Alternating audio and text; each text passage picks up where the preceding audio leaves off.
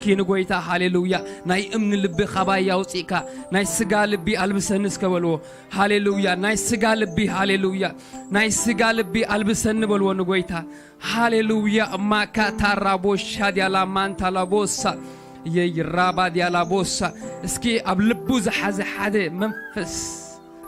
لبي زحازه راكاتالا بوش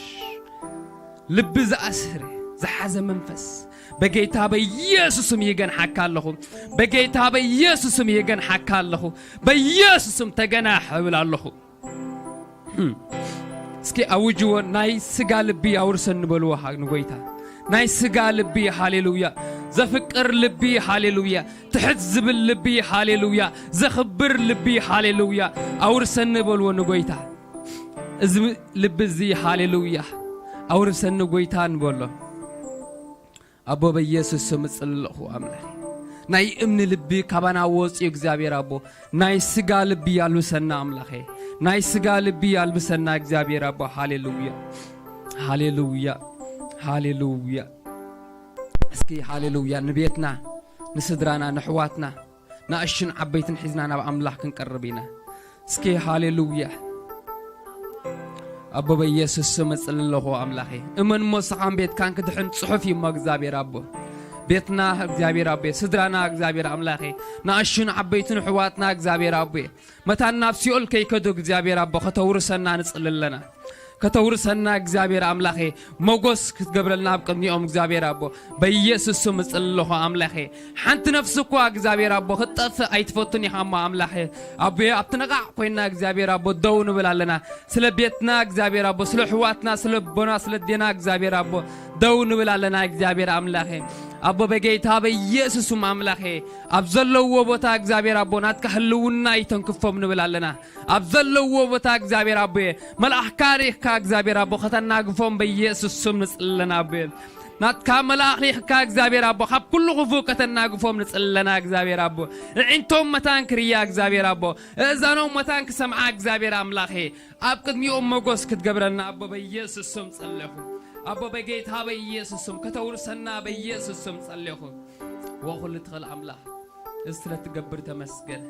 إسلا تقبر أبو بسم يسوع نمسكنك علينا هاليلويا كبرنا هبك علينا أملاخ هاليلويا هاليلويا يسوع هاليلويا منفس قدس هاليلويا እግዚአብሔር ሆይ هاليلويا تمسكن تمسكن يسوع تمسكن أملاخ تمسكن أبو هاليلويا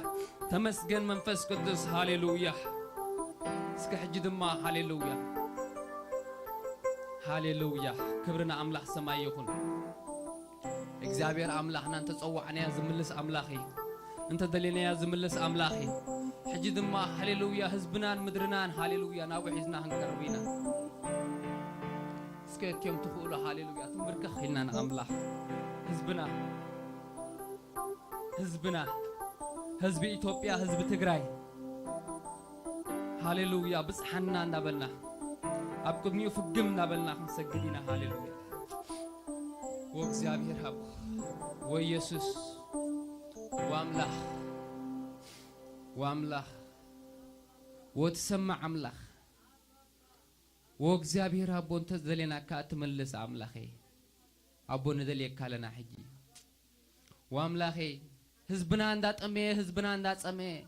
حزبنا عند موتى እግዚአብሔር أملاخي نحنا هون أملاخي لبنا بوجاهي እግዚአብሔር أبو نديدو لبنا بوجاهي እግዚአብሔር أبو أملاخي بصحنا وأملاخ ندليك حالنا እግዚአብሔር أبو خموت እግዚአብሔር أملاخ كمغزفت እግዚአብሔር أملاخي كوجي እግዚአብሔር أملاخي كفسيف እግዚአብሔር أبو حزبنا እግዚአብሔር أملاخي كابتميت كابسمي እግዚአብሔር أبو أملاخي زلوا كل خناتات فلت الله خمو أبو بصحنا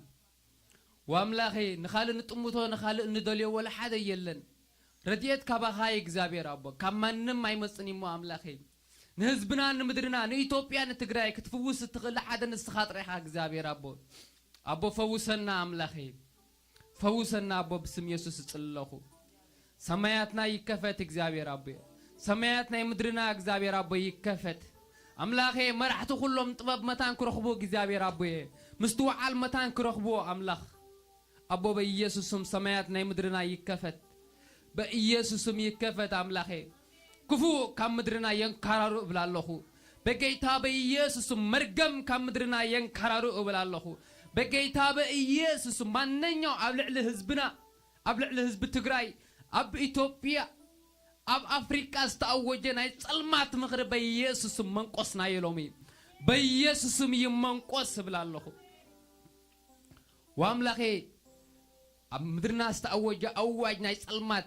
نحنا هون أملاخي بناي برخت قال جرنا إخزابير أبو نمنقص لنا بيسوسم يمنقص ينبلا لنا بقيتها بيسوسم أملاخي أمدرنا استزرع ناي مرقم ناي تنقولا ناي قان تسرع بيسوسم أفرسنا يلومي بيسوسم قمطلنا يلومي بيسوسم وأملاخي أملاخي يابتنقع قوينا دون بلا لنا نقوم لنا إخزابير أبو سلا حزبنا سلا عبيت سلا نعيشو سلا بوتات سلا ديتات إخزابير أبو سلا منسيات إخزابير أملاخي سلا قرازو إخزابير أملاخ أبو بيسوسم نسألنا أملاخي بخيات كم مدرنا حزن كم مدرنا يمنقص نبلا لنا يرحى إخزابير أبو مدرنا خطفوسه بسم يسوس صلينا وأملاخي كتبت حنا أملاخي ندليك كالنا وأملاخ ندليك كالنا أبو بزيحنا مكرنا بزيحو تميتنا يهزبنا بزيحو أملاخي موتنا يمدرنا يهزبنا إخزابير أبو بزيحو وأملاخي رساتات إخزابير أبو أمدربتا تدربي إخزابير أملاخي رساتاتنا يهزبنا إخزابير أبو أب بحرين دا تفي إخزابير أملاخي أبو أي كألنا أملاخ وأملاخ ندليك كالنا أبو بموت إخزابير أملاخ بوقع إخزابير أبو نهزب تقرأ إخزابير أبو خطوة صحاب اسم يسوس علينا وأملاخي مكرنا يز هزب الزخت ودو إخزابير أملاخي رديت كتقبروا له إخزابير أملاخي سلام كخون إخزابير أملاخي زمن عرفتو خون الله زامد رزيا أبو بيسوس سمت علينا وأملاخي ناشون عبويتن إخزابير أملاخ أبون ودن إخزابير أملاخي بحدك سحقو بحدك إخزابير أبو كنبرو أملاخي قص نقص كراخوبو إخزابير أبو كترد أنا بسم يسوس علينا فوسنا أملاخي بصحنا إخزابير أبو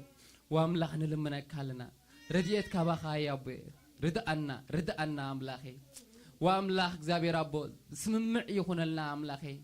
أبو بيسوسم فقري يكون أبتبوتاتي مقبالي يكون إخزابير أملاخي مرحتو كلهم إخزابير أبو كقبابولو أملاخي كقواسينو حزب إخزابير أبو وأملاخ كتردوم بسم يسوس صليهو إخزابير أملاخي نقص كادو دلي إخزابير أملاخي نهزبو كقواسي يزخولو إخزابير أبو مرحتي أملاخ كتتنسألنا بسم يسوس صليهو وأملاخ أبزام درخل الناس إخزابير أبو بتان بسلام إخزابير أبو خنملخ كان عخا متان بسلام نعخا خنخبر إخزابير أبو أمدرنا إخزابير أملاخي ناي ونجل أفدقة تخوفيتو إخزابير أملاخ نهزبنا أملاخي كموت كن منطلو خابسيول كن منطلو متان أبو أفدقة خفت أملاخي تبوتاتي ناي ونجل زون كخون أملاخ ردأنا أبو بيسوس أملاخي أبو ونجل أبتوتات خبت صح إخزابير أملاخي أبو ردأنا أفدقة خد كفترنا عدل كتبنا أملاخي بسم يسوس صليهو وقويتا لسلا تقبر تمسكن سلسمع كنا تمسكن ناوياتنا لدمسنا سلسمع كا تمسكن أبو خبرن هبك علينا لعلنا بلك علينا هاليلويا وقويتا تمسكن هاليلويا انت تصوعنا كا تملس أملاح سمكا يبارخ انت دلينا كا تملس أملاح سمكا يبارخ ورديتنا زخون كا قويتا سمكا يبارخ فوس سلز جبر كام مدرنا تمسجن فوس سلز جبر كاب زجوبية تمسجن زحمن بت نفسي سلز تفوست تمسجن برختها استوسدم نفسي سلز تمسا تمسجن كبرن هبك علىنا يسوع هاليلويا سكنا أملاح كبرن ذهبنا هاليلويا نقويتا هاليلويا حجد ما أملاحه بأملوه إخزابير أبو بقال كل إخزابير أملاح صحات ركبنا نموزاموران إخزابير أملاح حيلن طببنا خطبهم إخزابير أبو أفهم إخزابير أملاحه ناي زيما ناي كأننا قمت إخزابير أبو بيسوع سمت لنا كنا فروم يكبا إخزابير أملاحه إداوم يبارك إخزابير أملاح بجيتها بيسوع سم أملاحه نت قال كحجز مس باري خادم ما إخزابير أبو حب كل خفق تحلوه أملاحه قالات كاب أفو خطقمت إجزابير أبي بقال كاجر كختفوس دم أملاك بيسوع سم صلينا وردا إنا زخون كاجوي تاسم كاي بارا كل خبرنا حاخون بسم يسوع آمين هاليلويا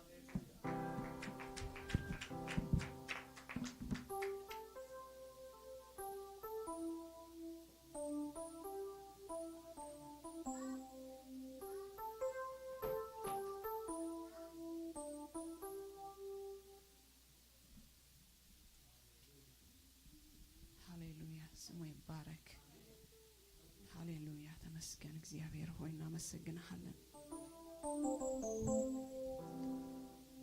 አታህያው ተመስገን ሃሌሉያ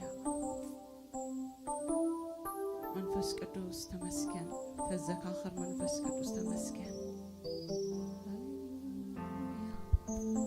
ሃሌሉያ ተመስገን መንፈስ ቅዱስ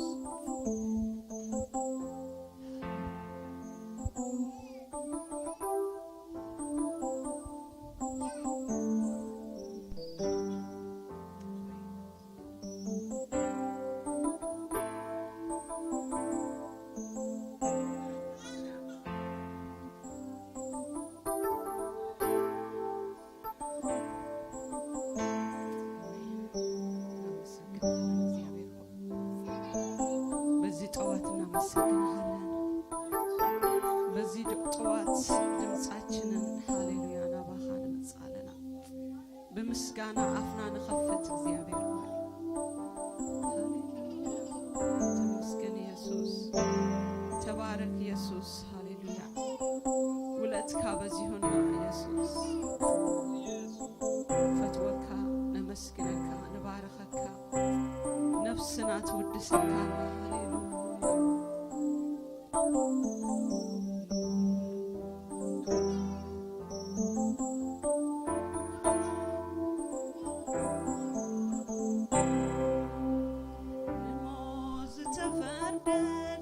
تبجيخا يا هيوتي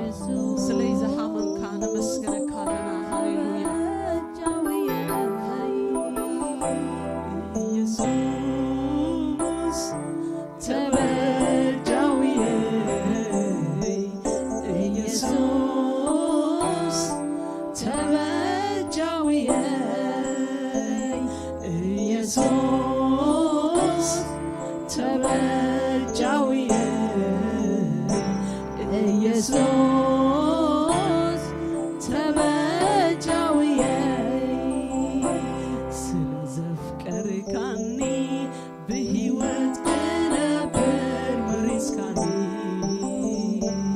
ስለዘፍቀርካኒ ካብ ዘላለም ጥፋት አድንካኒ ስለዘፍቀርካኒ ክቡር ደም ካፍሲስካ አድንካኒ ስለዘፍቀርካኒ ዘላለም ክነብር ብሂካኒ ሃሌሉያ ሃሌሉያ ኢየሱስ ተበጃውየ ኢየሱስ ተበጃውየ ኢየሱስ ተበጃውየ ኢየሱስ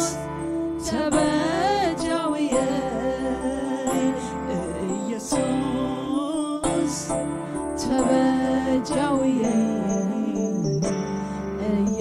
ኢየሱስ ተበጃውየ ሃሌሉያ ተበጃዊና ተመስገና ተበጃዊና ሃሌሉያ ነፍሰይ ተባረከካና ኢየሱስ ተበጃዊና ሃሌሉያ ስለ ህዝብኻ ዝሞትካ ኢየሱስ thank you ኢየሱስ thank you ተመስገን የኔ ጌታ ሃሌሉያ እንባርክሃለን መንፈስ ቅዱስ ተበጃዊና ኢየሱስ ተመስገን ተበጃዊ ሃሌሉያ ተበጃዊና ተመስገን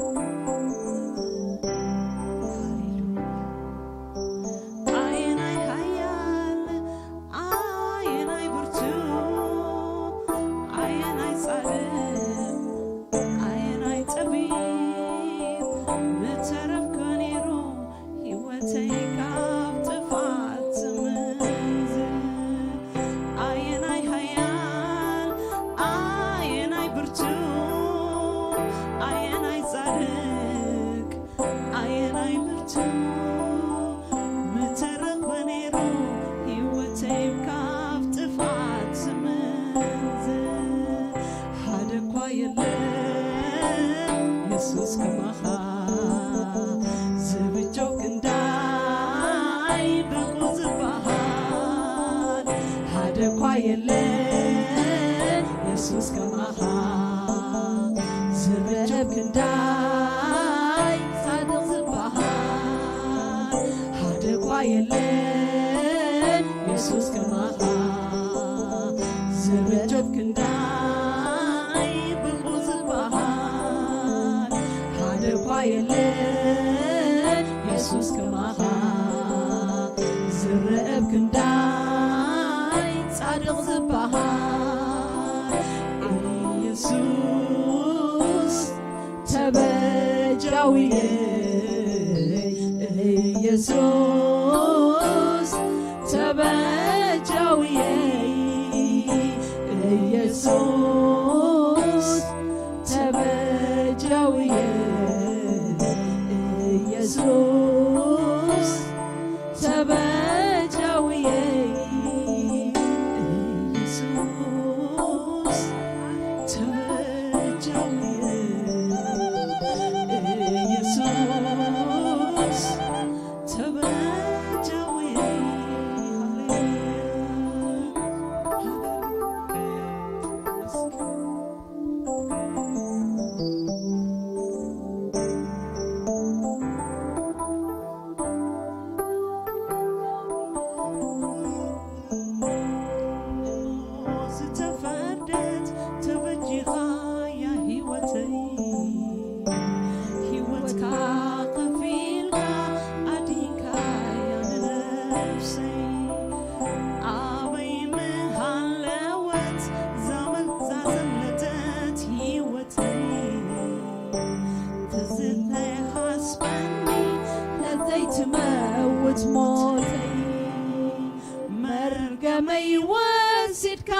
مرقم خوين كاب كنداي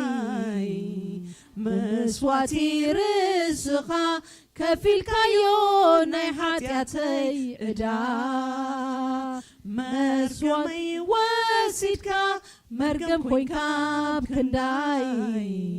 مسواتي رزقا كفيل كايو ناي حاتياتي عدا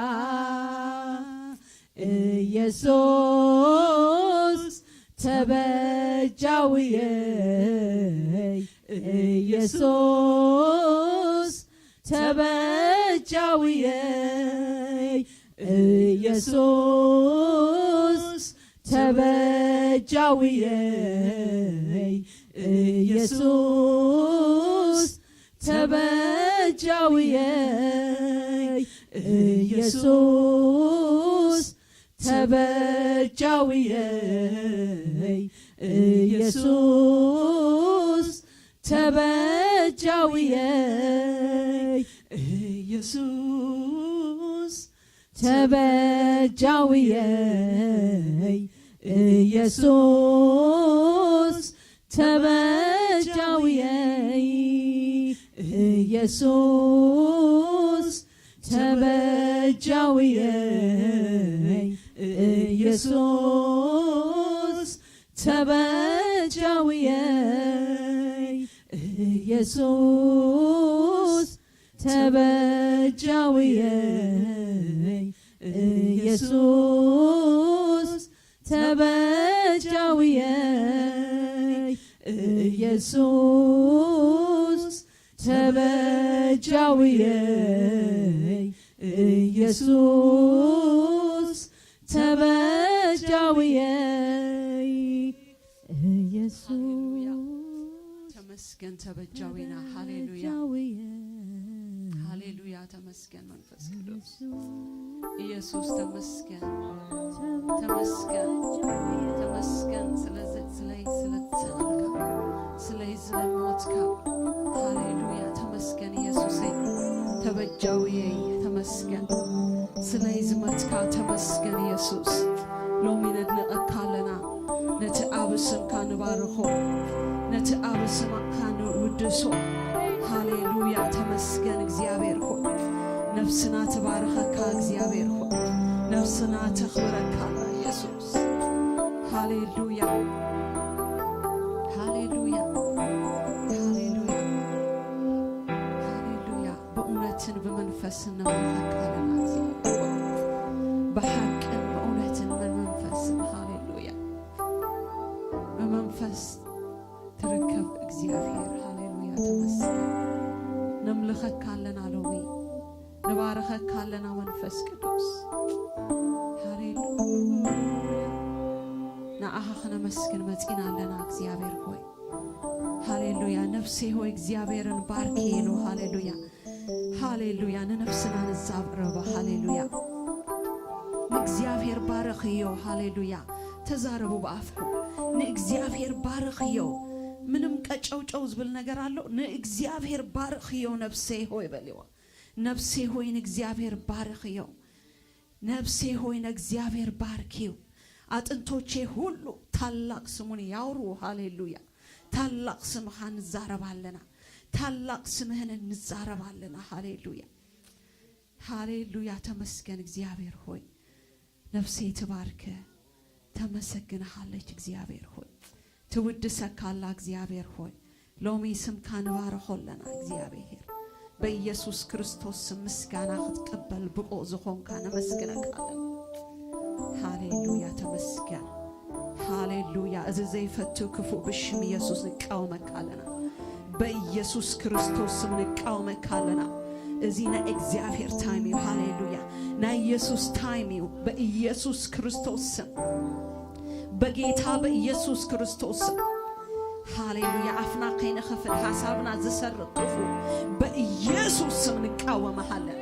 በኢየሱስ ስም ንቃወመሃለን ሃሌሉያ ሃሌሉያ ሃሌሉያ ሃሌሉያ ራባጋዱናሞ በኢየሱስ ስም በኢየሱስ ስም በኢየሱስ ስም ነዚህ ስም ዘይግዛ ማንም የለን ሃሌሉያ ነዚህ ስም ዘይግዛ የለን ሃሌሉያ ራጋዶ ላባንት በኢየሱስ ክርስቶስ ስምና ስልጣን እንቃወማለን ሃሌሉያ ኪድ በኢየሱስ ስም እዚህ ጉባኤ በኢየሱስ ስም ይጽረይ በጌታ በኢየሱስ ስም አየራትና ይጽረይ በኢየሱስ ስም አየራትና ይጽረይ በኢየሱስ ስም በጌታ በኢየሱስ ስም ሃሌሉያ ነጽሪዮለና እዚህ ጉባኤ በደም ኢየሱስ ይጽረይ ይሁን ሃሌሉያ ተመስገን መንፈስ ቅዱስ ሃሌሉያ ኃይል ይዘጥቅ ያ ኢየሱስ ስም ሃሌሉያ ኃይል ይዘጥቅ ሃሌሉያ ራጋዱና ማንቴሌቬጃዶ ኢየሱስ ሃሌሉያ ንህውሽጢ ዘህጉስ ዘሰራስር ስም ኢየሱስ ንጽዋዓለና ሎሚ ሃሌሉያ ሬላባዱና ማጋንቴ ኤላቫሾ ዳላማ ራባጋዱና ማጋንት ሃሌሉያ ሜግራዱላ ባዴሬቤጋት ኢየሱስ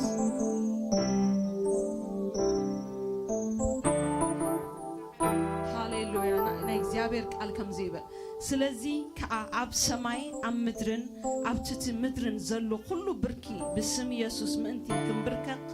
ልሳን ዘበለው ንኽብሪ እግዚአብሔር አቦ ኢሉ ኢየሱስ ክርስቶስ ጎይታ ምዃኑ ክእመን እዩ አምላኽ ናብ ልዕሊ ኩሉ ልዕል ዘበሎ ኣብ ኩሉ ስም ልዕል ዝበለ ስሙን ዘሃቦ ይብል ሃሌሉያ ካብ ኩሉ ልዕል ዝበለ ስም ኢየሱስ ስም ሃሌሉያ ኩሉ ነገራትና ሃሌሉያ ተጠቅሊሉ ሃሌሉያ ዘይግዛ ዝመስል ሃሌሉያ በትስም ግን ኩሉ ይግዛ ሃሌሉያ እቶም ሐዋርያት እንታይሎም ካልኦት ይጥቀሙሉ ነይሮም ምስኦም ዘይሓበሩ ኢየሱስ መጽኦም በስምካ ከምዚ ይገብሩሎ ኢሎም you see how powerful it's a sumus coming powerfully they like we maybe ሽሙ ሰሚኦም ሞኾኑ at that time ሽሙ ግን ሰሪሁሎም ስሙ ዘውዮ አጋንንት ይወጹ ነይሮም ናአናስ ክንደይዳ ሃሌሉያ ናአናስ ክንደይዳ ሃሌሉያ ስሙ ክንእመኖይና ኢየሱስ ጌታ ነው ኢየሱስ ጌታ ነው ሃሌሉያ ስምካ ክንእመኖይና ሎሚ ሃሌሉያ እግዚአብሔር ሆይ ተመስገን ሃሌሉያ ካብ ስም ንላዕሊ ስም ዘሓብካዮ ሃሌሉያ ኩሉ ብርኪ ክግዛእካይ ኩሉ ብርኪ ኢየሱስ ጌታ ነው ሃሌሉያ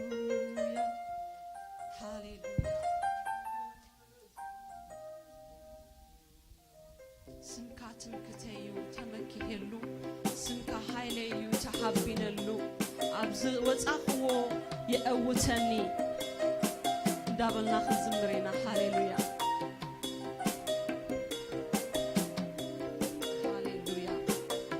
ኢየሱስ ጌታ ነው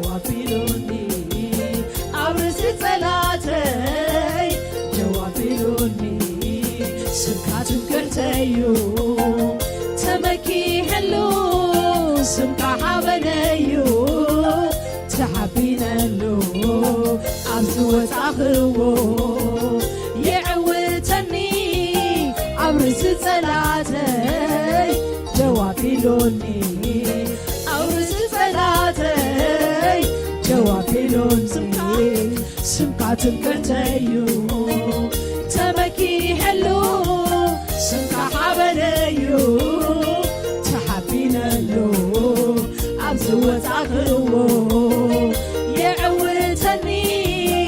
ኣብ ርእሲ ጸላተይ ደው ኣቢሉኒ ኣብ ርእሲ ጸላተይ ደው ኣቢሉኒ ኢየሱስ ኢየሱስ ክጽውዖ የንስምካ ደጊሜ ደጋጊሜ ክጽውዖ የንስምካ ዘይምኖ ዘይጽገብ ክንደይ ይጥምስምካ ዘይምኖ ዘይጽገብ ክንደይ ይጥምስምካ ኢየሱስ ኢየሱስ ክጽውዖ የንስምካ ደጊሜ ደጋጊሜ ክጽውዖ የንስምካ ዘይምኖ ዘይጽገብ ክንደይ ይጥምስምካ ዘይምኖ ዘይጽገብ ክንደይ ይጥምስምካ ስምካ ስምካ ኢየሱሰይ ብሓይሊ ዝጽውዕዎ ስምካ ካብ ሞት ዘናግፍ ናይ ምድሃን ሓይሊ ኣለዎ ስምካ ስምካ ኢየሱሰይ ብጽድቂ ዝጽውዕዎ ስምካ ኣብ ሞት ዘናግፍ ዝፍውስ ሓይሊ ኣለዎ ስምካ ስምካ ኢየሱሰይ ብሓቂ ዝጽውዕዎ ስምካ ካብ ሞት የናግፍ ናይ ምድሃን ሓይሊ ኣለዎ ስምካ ስምካ ኢየሱሰይ ብጽድቂ ዝጽውዕዎ ስምካ ኣርዑት ዝሰብር ዝፍውስ ሓይሊ ኣለዎ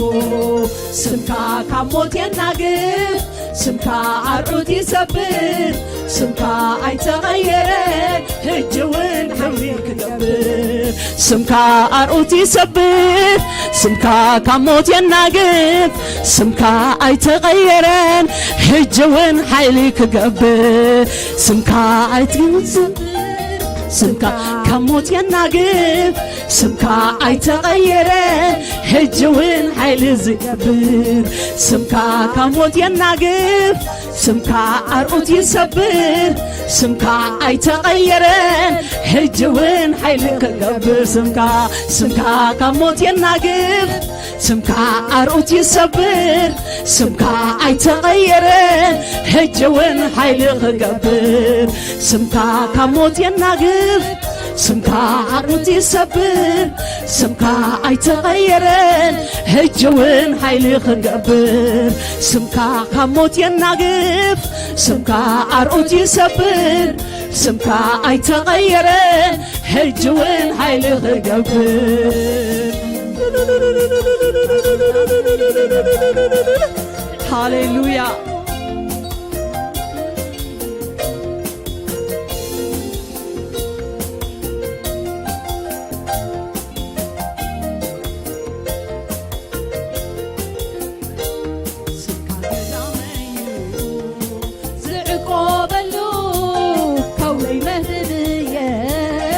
ዝጽግዓሉ ሓፊረ ይፈልጥ ተወኪለካ ወዲቀ ይፈልጥን ጸዊኤ ስምካ ወዲቀ ይፈልጥን ጸዊኤ ስምካ ስምካ ገዳመዩ ዝዕቆበሉ ኮላይ ምህብእየይ ዝጽግዓሉ ሓፊረ ይፈልጥን ጸዊኸ ስምካ ወዲቀ ይፈልጥን ጸዊኤ ስምካ ወዲቀ ይፈልጥን ጸዊኤ ስምካ ስምካ ስምካ ኢየሱሰይ ብሓቂ ዝጽውዕዎ ስምካ ካብ ሞት የናግፍ ናይ ምድሃን ሓይሊ ኣለዎ ስምካ ስምካ ኢየሱሰይ ብጽድቂ ዝጽውዕዎ ስምካ ኣርዑት ዝሰብር ዝፍውስ ሓይሊ ኣለዎ ስምካ ስምካ ኢየሱሰይ ብሓቂ ዝጽውዕዎ ስምካ ካብ ሞት የናግፍ ናይ ሕይወት ሓይሊ ኣለዎ ስምካ ስምካ ኢየሱሰይ ብጽድቂ ዝጽውዕዎ ስምካ ኣርዑት ዘሰብር ዘፈውስ ኃይሊ ኣለዎ ስምካ ካብ ሞት የናግፍ ስምካ ኣርዑት ይሰብር ስምካ ኣይተለወጠን ሕጅውን ኃይሊ ክገብር ስምካ ካብ ሞት የናግፍ ስምካ ኣርዑት ይሰብር ስምካ ኣይተለወጠን ሕጅውን ኃይሊ ክገብር ስምካ ካብ ሞት የናግፍ ስምካ ኣርዑት ይሰብር ስምካ ኣይተለወጠን ሕጅውን ኃይሊ ክገብር ስምካ ኣብ ሞት የናግፍ ስምካ ኣርዑት ይሰብር ስምካ ኣይተለወጠን ሕጅውን ኃይሊ ክገብር ስምካ ካብ ሞት የናግፍ ስምካ ኣርዑት ይሰብር ስምካ ኣይተለወጠን ሕጅውን ኃይሊ ክገብር ዘይምኖ ዘይጽገብ ክንደይ ይጥዕም ስምካ ዘይምኖ ዘይጽገብ ክንደይ ይጥዕም ስምካ ዘይምኖ ዘይጽገብ ክንደይ ይጥዕም ስምካ ዘይምኖ ዘይጽገብ ክንደይ ይጥዕም ስምካ ስምካ ስምካ ኢየሱሰይ ብሓቂ ዝጽውዕዎ ስምካ ካብ ሞት ዘናግፍ ኃይሊ ኣለዎ ስምካ ስምካ ኢየሱሰይ ብጽድቂ ዝጽውዕዎ ስምካ ካብ ሞት ዘናግፍ ኃይሊ ኣለዎ ስምካ ኣርዑት ይሰብር ስምካ ኣብ ሞት የናግፍ ስምካ ኣይተለወጠን ሕጅውን ኃይሊ ክገብር ስምካ ካብ ሞት የናግፍ ስምካ ኣርዑት ይሰብር ስምካ ኣይተለወጠን ሕጅውን ኃይሊ ክገብር ስምካ ካብ ሞት የናግፍ ስምካ ኣርዑት ይሰብር ስምካ ኣይተለወጠን ሕጅውን ኃይሊ ክገብር ስምካ ካብ ሞት የናግፍ ስምካ ኣርዑት ይሰብር ስምካ ኣይተለወጠን ሕጅውን ኃይሊ ክገብር ዘይምኖ ዘይጽገብ ክንደይ ይጥዕም ስምካ ዘይምኖ ዘይጽገብ ክንደይ ይጥዕም ስምካ ዘይምኖ ዘይጽገብ ክንደይ ይጥዕም ስምካ ዘይምኖ ዘይጽገብ ክንደይ ይጥዕም ርእሲ ኩሉ ስምዩ ክቡር እዩ ስምካ ኩሉ ብርኪን ብርከኽ ንኽብሪ ስምካ ተዝባላ ሓዊ ሓያል እዩ ስምካ ልሳን ኩሉ እመን ንጐይትነትካ ልሳን ኩሉ እመን ንጐይትነትካ ኢየሱስ ኢየሱስ ክጽውዖ የንስምካ ደጊሜ ደጋጊሜ ክጽውዖ የንስምካ ዘይምኖ ዘይጽግብ ክንደይ ይጥዕም ስምካ ዘይምኖ ዘይጽግብ ክንደይ ይጥዕም ስምካ ዘይምኖ ዘይጽግብ ክንደይ ይጥዕም ስምካ ዘይምኖ ዘይጽግብ ክንደይ ይጥዕም ስምካ ስምካ ስምካ ኢየሱሰይ ብኃይሊ ዝጽውዕዎ ስምካ ካብ ሞት ዘናግፍ ዝፍውስ ኃይሊ ኣለዎ ስምካ ስምካ ኢየሱሰይ ብጽድቂ ዝጽውዕዎ ስምካ ካብ ሞት ዘናግፍ ዝፍውስ ኃይሊ ኣለዎ ስምካ ካብ ሞት የናግፍ ስምካ ኣርዑት ይሰብር ስምካ ኣይተለወጠን ሕጅውን ኃይሊ ክገብር ስምካ ካብ ሞት የናግፍ ስምካ ኣርዑት ይሰብር ስምካ ኣይተለወጠን ሕጅውን ኃይሊ ክገብር ስምካ ኣብ ሞት የናግፍ ስምካ ኣርዑት ይሰብር ስምካ ኣይተለወጠን ሕጅውን ኃይሊ ክገብር ስምካ ኣርዑት ስምካ አርኡት ይሰብር ስምካ አይተለወጠን ሕጅውን ኃይል ክገብር ስምካ ካብ ሞት የናግፍ ስምካ አርኡት ይሰብር ስምካ አይተለወጠን ሕጅውን ኃይል ክገብር ዘይምኖ ዘይጽግብ ክንደይ ይጥዕም ስምካ ዘይምኖ ዘይጽግብ ክንደይ ይጥዕም ስምካ ዘይምኖ ዘይጽግብ ክንደይ ይጥዕም ስምካ ዘይምኖ ዘይጽግብ ክንደይ ዘይምኖ ዘይጽግብ ክንደይ ይጥዕም ስምካ ዘይምኖ ዘይጽግብ ክንደይ ይጥዕም ስምካ ዘይምኖ ዘይጽግብ ክንደይ ይጥዕም ስምካ ዘይምኖ ዘይጽግብ ክንደይ ይጥዕም ስምካ አታ ኩሉ ትኽእል ዓብይ አምላኽ አታ ኩሉ ትኽእል የሻዳይ ጎይታ አታ ኩሉ ትኽእል ዓብይ አምላኽ አታ ኩሉ ትኽእል የሻዳይ ጎይታ አታ ኩሉ ትኽእል ዓብይ አምላኽ አታ ኩሉ ትኽእል የሻዳይ ጎይታ አታ ኩሉ ትኽእል ዓብይ አምላኽ አታ ኩሉ ትኽእል የሻዳይ ጎይታ አታ ኩሉ ትኽእል ዓብይ አምላኽ አታ ኩሉ ትኽእል የሻዳይ ጎይታ አታ ኩሉ ትኽእል ዓብይ አምላኽ አታ ኩሉ ትኽእል የሻዳይ ጎይታ አምልኸካ ካብ ልበይ አምልኸካ አኽብረካ ካብ ውሽጠይ አኽብረካ ኩሉ ከም ትኽእል እመነካ ኩሉ ከም ዝኾንካ ከም ዘይትልወጥ እነሆ ይምስክር ተግባር ኢድካ ሕያው ከም ዝኾንካ ከም ዘይትልወጥ እነሆ ይምስክር ተግባር ኢድካ እያኸካ ካብ ልበይ አምልኸካ አኽብረካ ካብ ውሽጠይ አኽብረካ ኩሉ ከም ትኽእል ይእመነካ ሕያው ከም ዝኾንካ ከም ዘይትልወጥ እነሆ ይምስክር ተግባር ኢድካ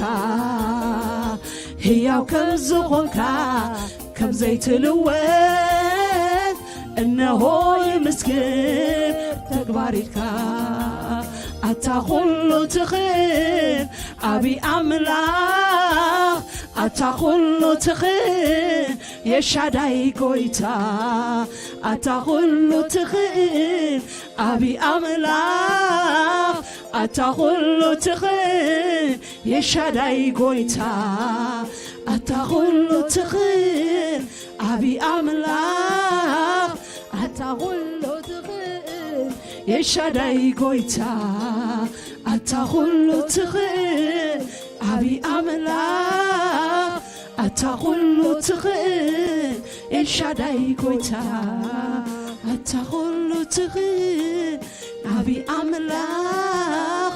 አታ ኩሉ ትኽእል የሻዳይ ጎይታ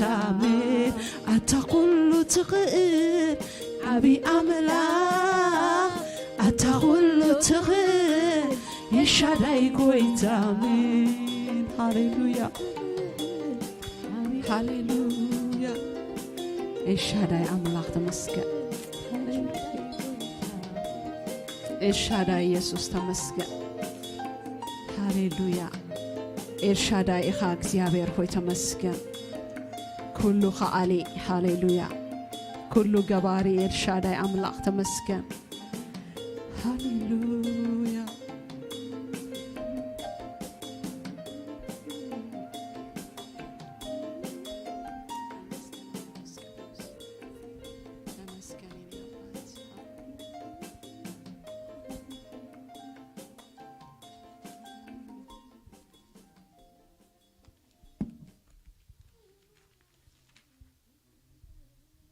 ተመስገን መንፈስ ቅዱስ ሃሌሉያ ተባረክ የኔ ጌታ ኤልሻዳይ ዝሆንካ ተመስገን ኩሉ ከአሊ ሃሌሉያ ኢየሱስ ኩሉ ትኸል ሃሌሉያ ነእመን ወለና ሃሌሉያ ኩሉ ትኸል ኩሉ ትገብር ሃሌሉያ ዝኸብደካ ኃጢአት ዝኸብደካ በሽታ ዝኸብደካ ምንም የለን ሃሌሉያ ኩሉ ትኽእል ሃሌሉያ ንሰብ ዝኸበዶ ሃሌሉያ ንሰብ ዝጨነቆ ትኽእል ንስኻ ሃሌሉያ ትኽእል ኢኻ ኢየሱሰይ ትኽእል ኢኻ አባዬ ትኽእል ሃሌሉያ ነመስግነካ ኣለና ሃሌሉያ ሃሌሉያ ሃሌሉያ ተመስገን መንፈስ ቅዱስ ሃሌሉያ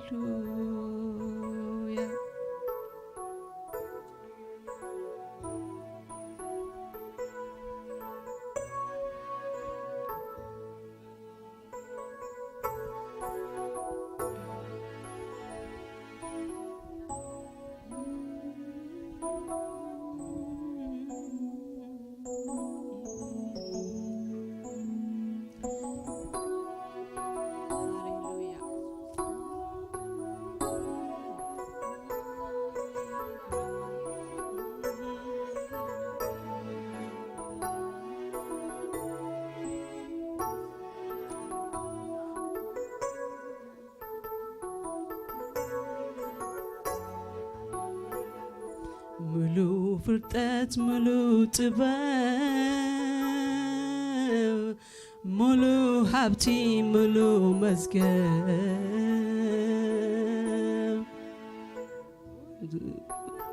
ዝሰግደሉ ዝእመኖ ልሳን ኩሉ ሙሉ ፍልጠት ሙሉ ጥበብ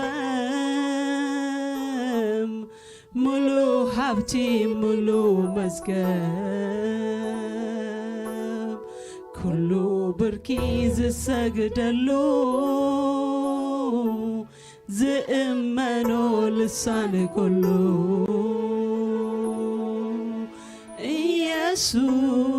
ኢየሱስ ኢየሱስ ኢየሱስ ኢየሱስ ኢየሱስ ኢየሱስ ሙሉ ፍልጠት ሙሉ ጥበብ ሙሉ ሀብቲ ሙሉ መዝገብ ኩሉ ብርኪ ዝሰግደሉ ዝእመኖ ልሳን ኩሉ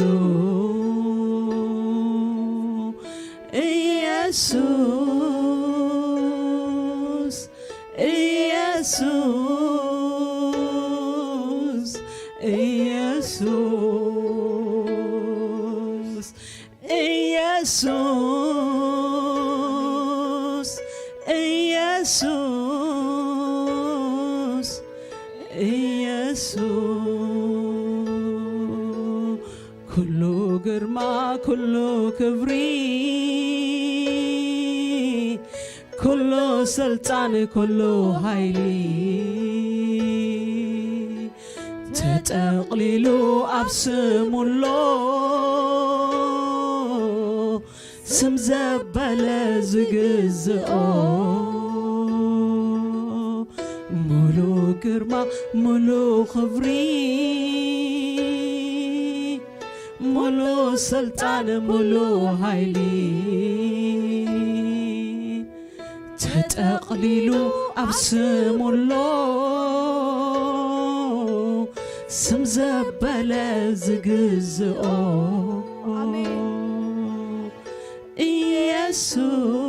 ኢየሱስ ኢየሱስ ኢየሱስ ኢየሱስ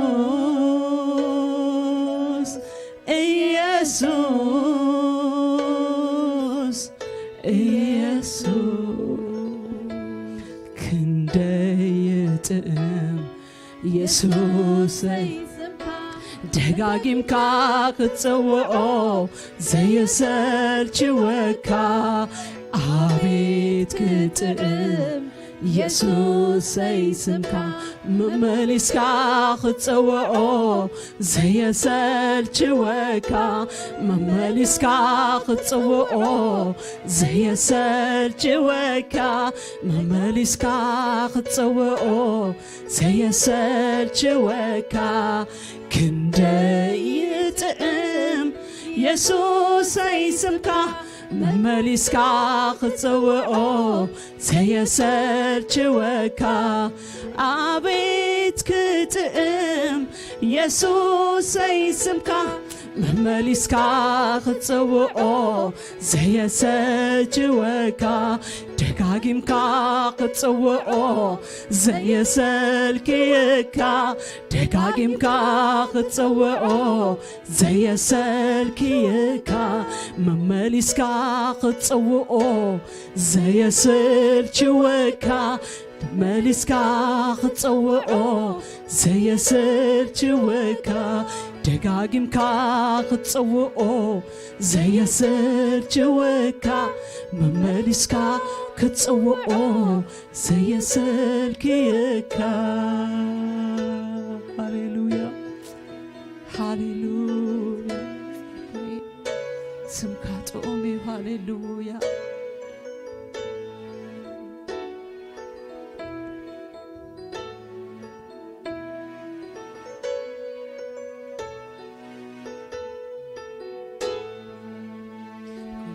ግርማ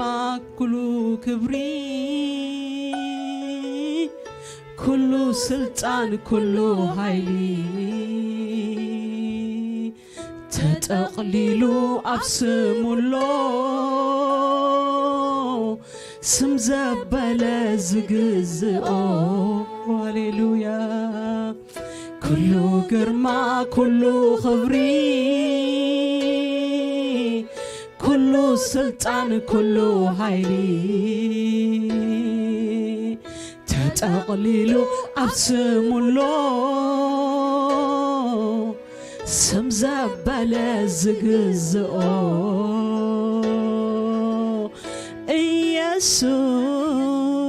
ኢየሱስ ኢየሱስ ኢየሱስ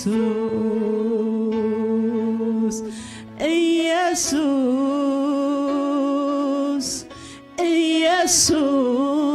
ኢየሱስ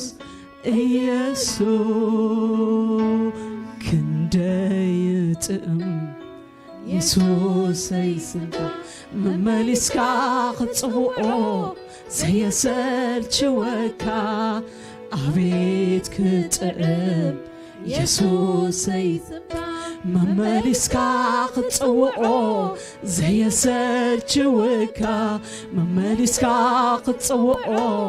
ዘየሰልችወካ መመሊስካ ክትጽውዖ ዘየሰልችወካ ደጋጊምካ ክትጽውዖ ዘየሰልችወካ መመሊስካ ክትጽውዖ ዘየሰልችወካ አኔም ቤተይን ግና ንኣኻ ምግልጋልዮ ምርጫና አኔም ቤተይን ግና ንኣኻ ምግልጋልዮ ምርጫና አሜን አኔም ቤተይን ግና ንኣኻ ምምላኽዮ ምርጫና አኔም ቤተይን ግና ንኣኻ ምምላኽዮ ምርጫና ኔን አኔም ቤተይን ግና ንኣኻ ምምስጋንዮ ምርጫና አኔም ቤተይን ግና ንኣኻ ምምስጋንዮ ምርጫና አኔም ቤተይን ግና ንኣኻ ምምላኽዮ ምርጫና አኔም ቤተይን ግና ንኣኻ ምምላኽ እዩ ምርጫና ተመለኻ ቤትና ተመለኻ ውሻጠና ይተዓፀነልካ ክብሪ ይሰዋኣልካ ምስጋና ተመለኻ ቤትና ተመለኻ ውሻጠና ይተዓፀነልካ ክብሪ ይሰዋኣልካ ምስጋና ተመለኻ ቤትና ተመለኻ ውሻጠና ይተዓፀነልካ ክብሪ ይሰዋኣልካ ምስጋና ይተዓፀነልካ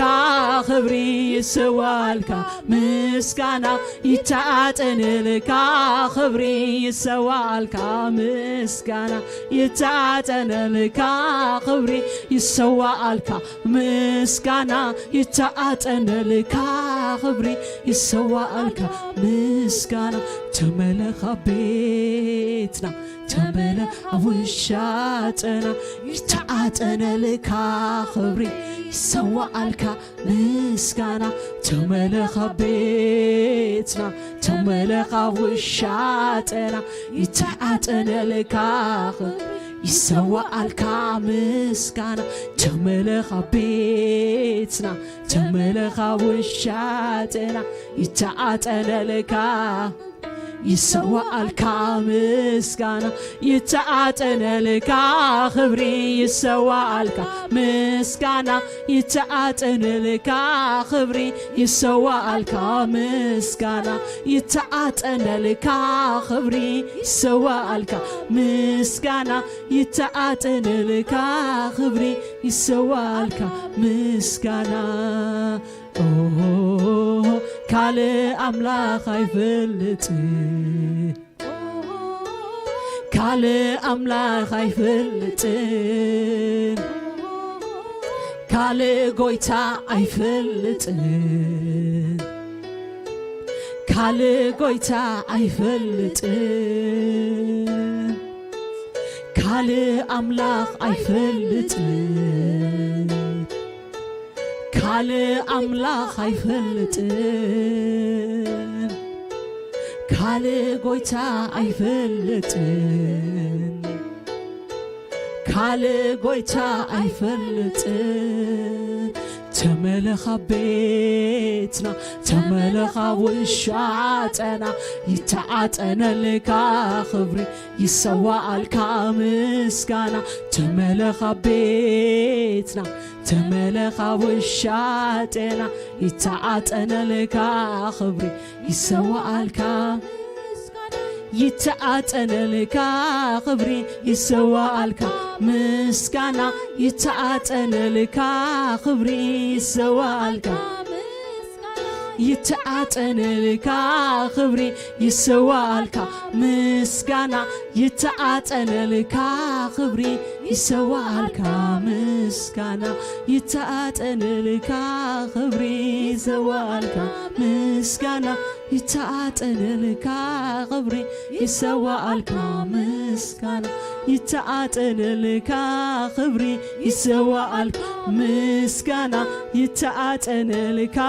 ክብሪ ይሰዋኣልካ ምስጋና ይተዓፀነልካ ክብሪ ይሰዋኣልካ ምስጋና ይተዓፀነልካ ክብሪ ይሰዋኣልካ ምስጋና ይተዓፀነልካ ክብሪ ይሰዋኣልካ ምስጋና ይተዓፀነልካ ክብሪ ይሰዋኣልካ ምስጋና ይተዓፀነልካ ኣምልኾ ይሰኣልካ ምስጋና ይተዓፀነልካ ኣምልኾ ይሰዋኣልካ ምስጋና ይተዓፀነልካ ኣምልኾ ይሰዋኣልካ ምስጋና ይተዓፀነልካ ኣምልኾ ይሰዋኣልካ ምስጋና ሃሌሉያ ካልእ ኣምላኽ ኣይፈልጥን ካልእ ኣምላኽ ኣይፈልጥን ካልእ ጎይታ ኣይፈልጥን ካልእ ጎይታ ኣይፈልጥን ካልእ ጎይታ ኣይፈልጥን ካልጎታ አይፈልጥም ሃሌሉያ ሃሌሉያ ካለ አምላክ አይፈልጥም ሃሌሉያ ካልጎታ አይፈልጥም ኢየሱስ نأهانم لخنك نبينها خبرنا بك هاليلويا هاليلويا تمسكن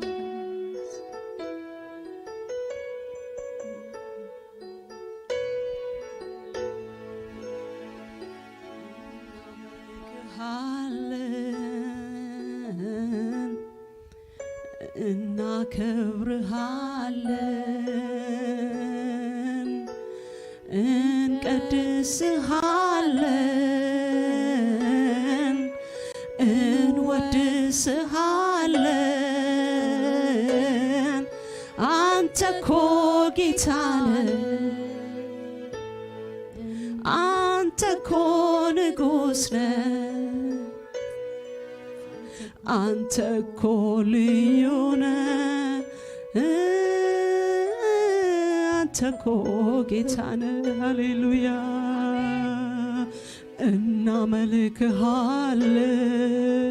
እናመልክሃለን እናከብርሃለን እንቀድስሃለን እንወድስሃለን አንተ እኮ ጌታ ነህ አንተ እኮ ንጉሥ ነህ አንተ እኮ ልዩ ነህ አንተ እኮ ጌታ ነህ ሃሌሉያ እናመልክሃለን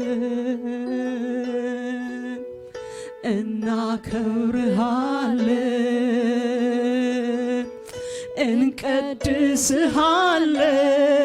እንቀድስሃለን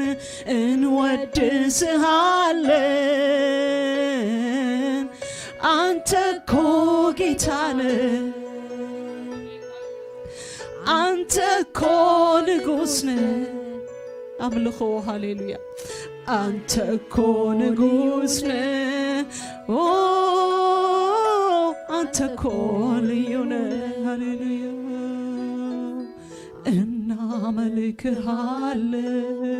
እናመልክሃለን እንባርክሃለን እንወድስሃለን እንቀድስሃለን አንተ እኮ ጌታ ነህ አንተ እኮ ጌታ ነህ አንተ እኮ ንጉሥ ነህ አንተ እኮ ልዩ ነህ ያለ ልክ ያለ ገደብ ከፍ ከፍ ያልከው በምስጋና የተፈራ የክብር ዘውድ የጫንከው በቃላት መደርደሚያ የዜማ ሁሉ ቅላጼ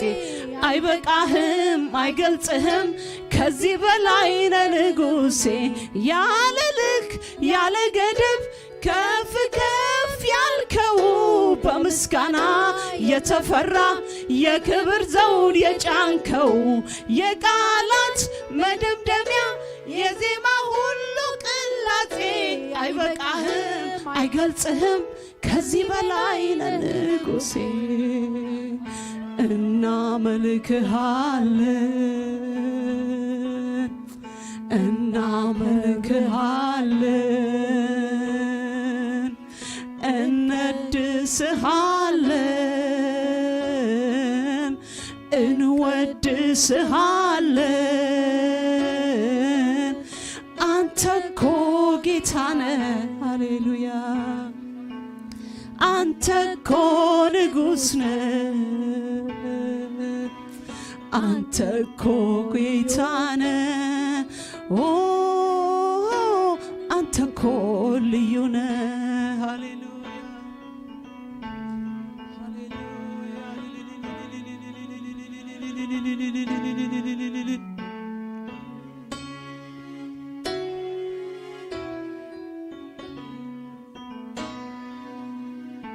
ያለ ልክ ያለ ገደብ ከፍ ከፍ ያልከው በምስጋና የተፈራ የክብር ዘውድ የጫንከው የቃላት መደምደሚያ የዜማ ሁሉ ቅላጼ አይበቃህም አይገልጽህም ከዚህ በላይ ለንጉሴ ከዚህ በላይ ለንጉሴ ከዚህ በላይ ለንጉሴ ከዚህ በላይ ለንጉሴ ከዚህ በላይ ለንጉሴ ሃሌሉያ ሃሌሉያ አባዬ ተመለኽ ስኻ ተመለኽ መንፈስ ቅዱስ ተመለኽ ስኻ ሃሌሉያ ተመለኽ መንፈስ ቅዱስ ተመለኽ ኢየሱስ ለጌትነቱ ወሰን የለው ይህንን አምላክ ማን ልበለው በምንስ ቋንቋ ስለሱ ላውራ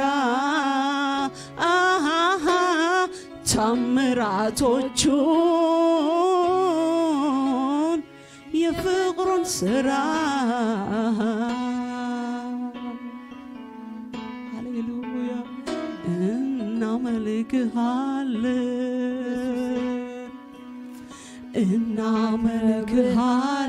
እናመልክሃለን እንወድስሃለን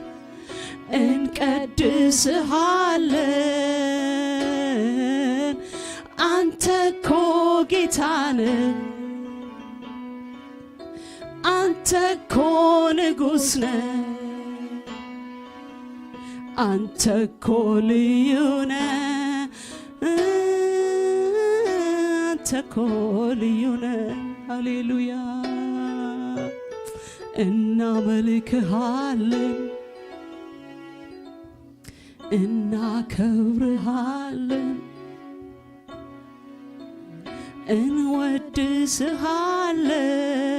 እንወድስሃለን እንቀድስሃለን አንተ እኮ ጌታ ነህ አንተ እኮ ንጉሥ ነህ አንተ እኮ ልዩ ነህ አንተ እኮ ልዩ ነህ ሃሌሉያ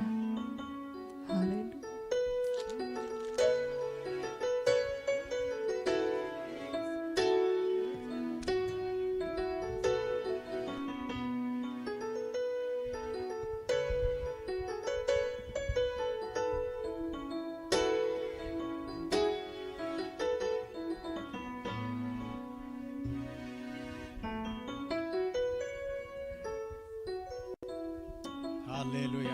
ኢየሱስ ክርስቶስ ጎይታ እዩ ሃሌሉያ ሃሌሉያ ጥዑም ጊዜ ይነርና ነዚ አምላኽ አመስጊና ይንጸግቦን ኢና ክብርን አምላኽና ይኹን ኢየሱስ ጎይታ እዩ ኢየሱስ ፍሉይ እዩ ኢየሱስ ሰናይ እዩ ሓያል እዩ እቲ ኣብ ቅድሜና ንኸላእታ ኮይኑ ክኽልክለና ዝኽእል ዋላ ሓደ ሓይሊ የለን ንፈርዖንሲ እንታይ ኢልዎ ህዝበይ ከምልኸኒስ ስደዶም ግደፎም ፈርዖን ኮይኑ ደፈራርሓና ነገር ኣብ ቅድሜና ኣሎ ዶሎሚ ልዕሊ ፈርዖን ሓያል ዝኾነ ጎይታ ምሳና ኣሎ ልዕሊ እቲ መኸላእታ ኮይኑ ኣይትሳገርን ክብለና ዝኽእል ሓያል ዝመስለና ነገር ኩሉ ልዕል ዝበለ ብርቱዕ ዝኾነ ሓያል ኢየሱስ ምሳና ኣሎ ስም ኣምላኽና ይባረኽ ኣብ ጸሎት ክንጅምር ከለና ሓደ ቃል መጺና إذا قال سقع مودة تامسانا حزنا يخن كدينا يسوع كريستوس قويتايو صوعني كمل لسلكا ديت فلتو حدش نقر دما كارئي كايلو يسوع كريستوس قويتايو كل ساعة كنت صوعو قربانا دخونا እግዚአብሔር أملاخنا ما أكلنا له بمنفسو بصلوتنا نرو بمنفسو بأملخونا نرو بمنفسو حج دما مسانا سقع موداتا كخون أمون دخونا يسوع كريستوس قويتايو نقويتنتس ولا حنت قالات يبلنا كتزمر كلا حجسي قالات تتصبصبنا نكريستوس دقلت ولا حنت قالات كنبو عين خلينا يسوع كريستوس قويتايو يسوع كريستوس حياليو يسوع كريستوس كل انتنا نايو بقى هيبنا نفسك ويهبنا كل انتنو كم زد بلا أملاخنا نمسكن موني إنكو عدا حان متاكم كبلكم فتو دقيمة خوف كنبلينا እግዚአብሔር أملاخنا استمسكن يخون إنكو عدا حان متاكم حقوسات ديكم أبيت أملاخ بمهلاوكم يسوع كريستوس قويتايو كم يدبلنا تقال بكريستوس باهي بالكم بيسوع كريستوس قال نجار يكون عند حقوسنا جن كريستوس مسانا سلا دخونه أوشتنا سلا دخونه أما كلنا سلا دخونه كنتات ولا علمت دبلة مثلا الناس قويتا مسانا له أبزي دلوا أوشتنا أما أكلنا يسوع كريستوس قويتايو بو تحقوسه دقي مبلكم الله خو تحقوسه كوعد حان متاكم أملاخنا استمسكن يخون مدباتنا كم زلوا قصليو ربع صلوت علينا سنبت كم زد أمثل برنامجنا خنقصليو يسوع كريستوس قويتايو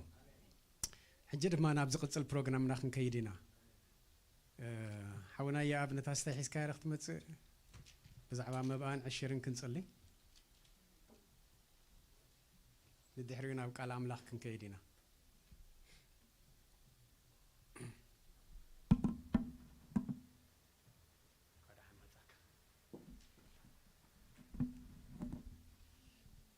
እግዚአብሔር አምላክና ነመስክነክ ካለና በወደኻ በኢየሱስ ክርስቶስ ያውስም ስም ካን ዕልና ብሎለና እግዚአብሔር አቦ በዝረፍት እዚ ከምዚልና ተአኪምና ንስምካ ክንጽውዕ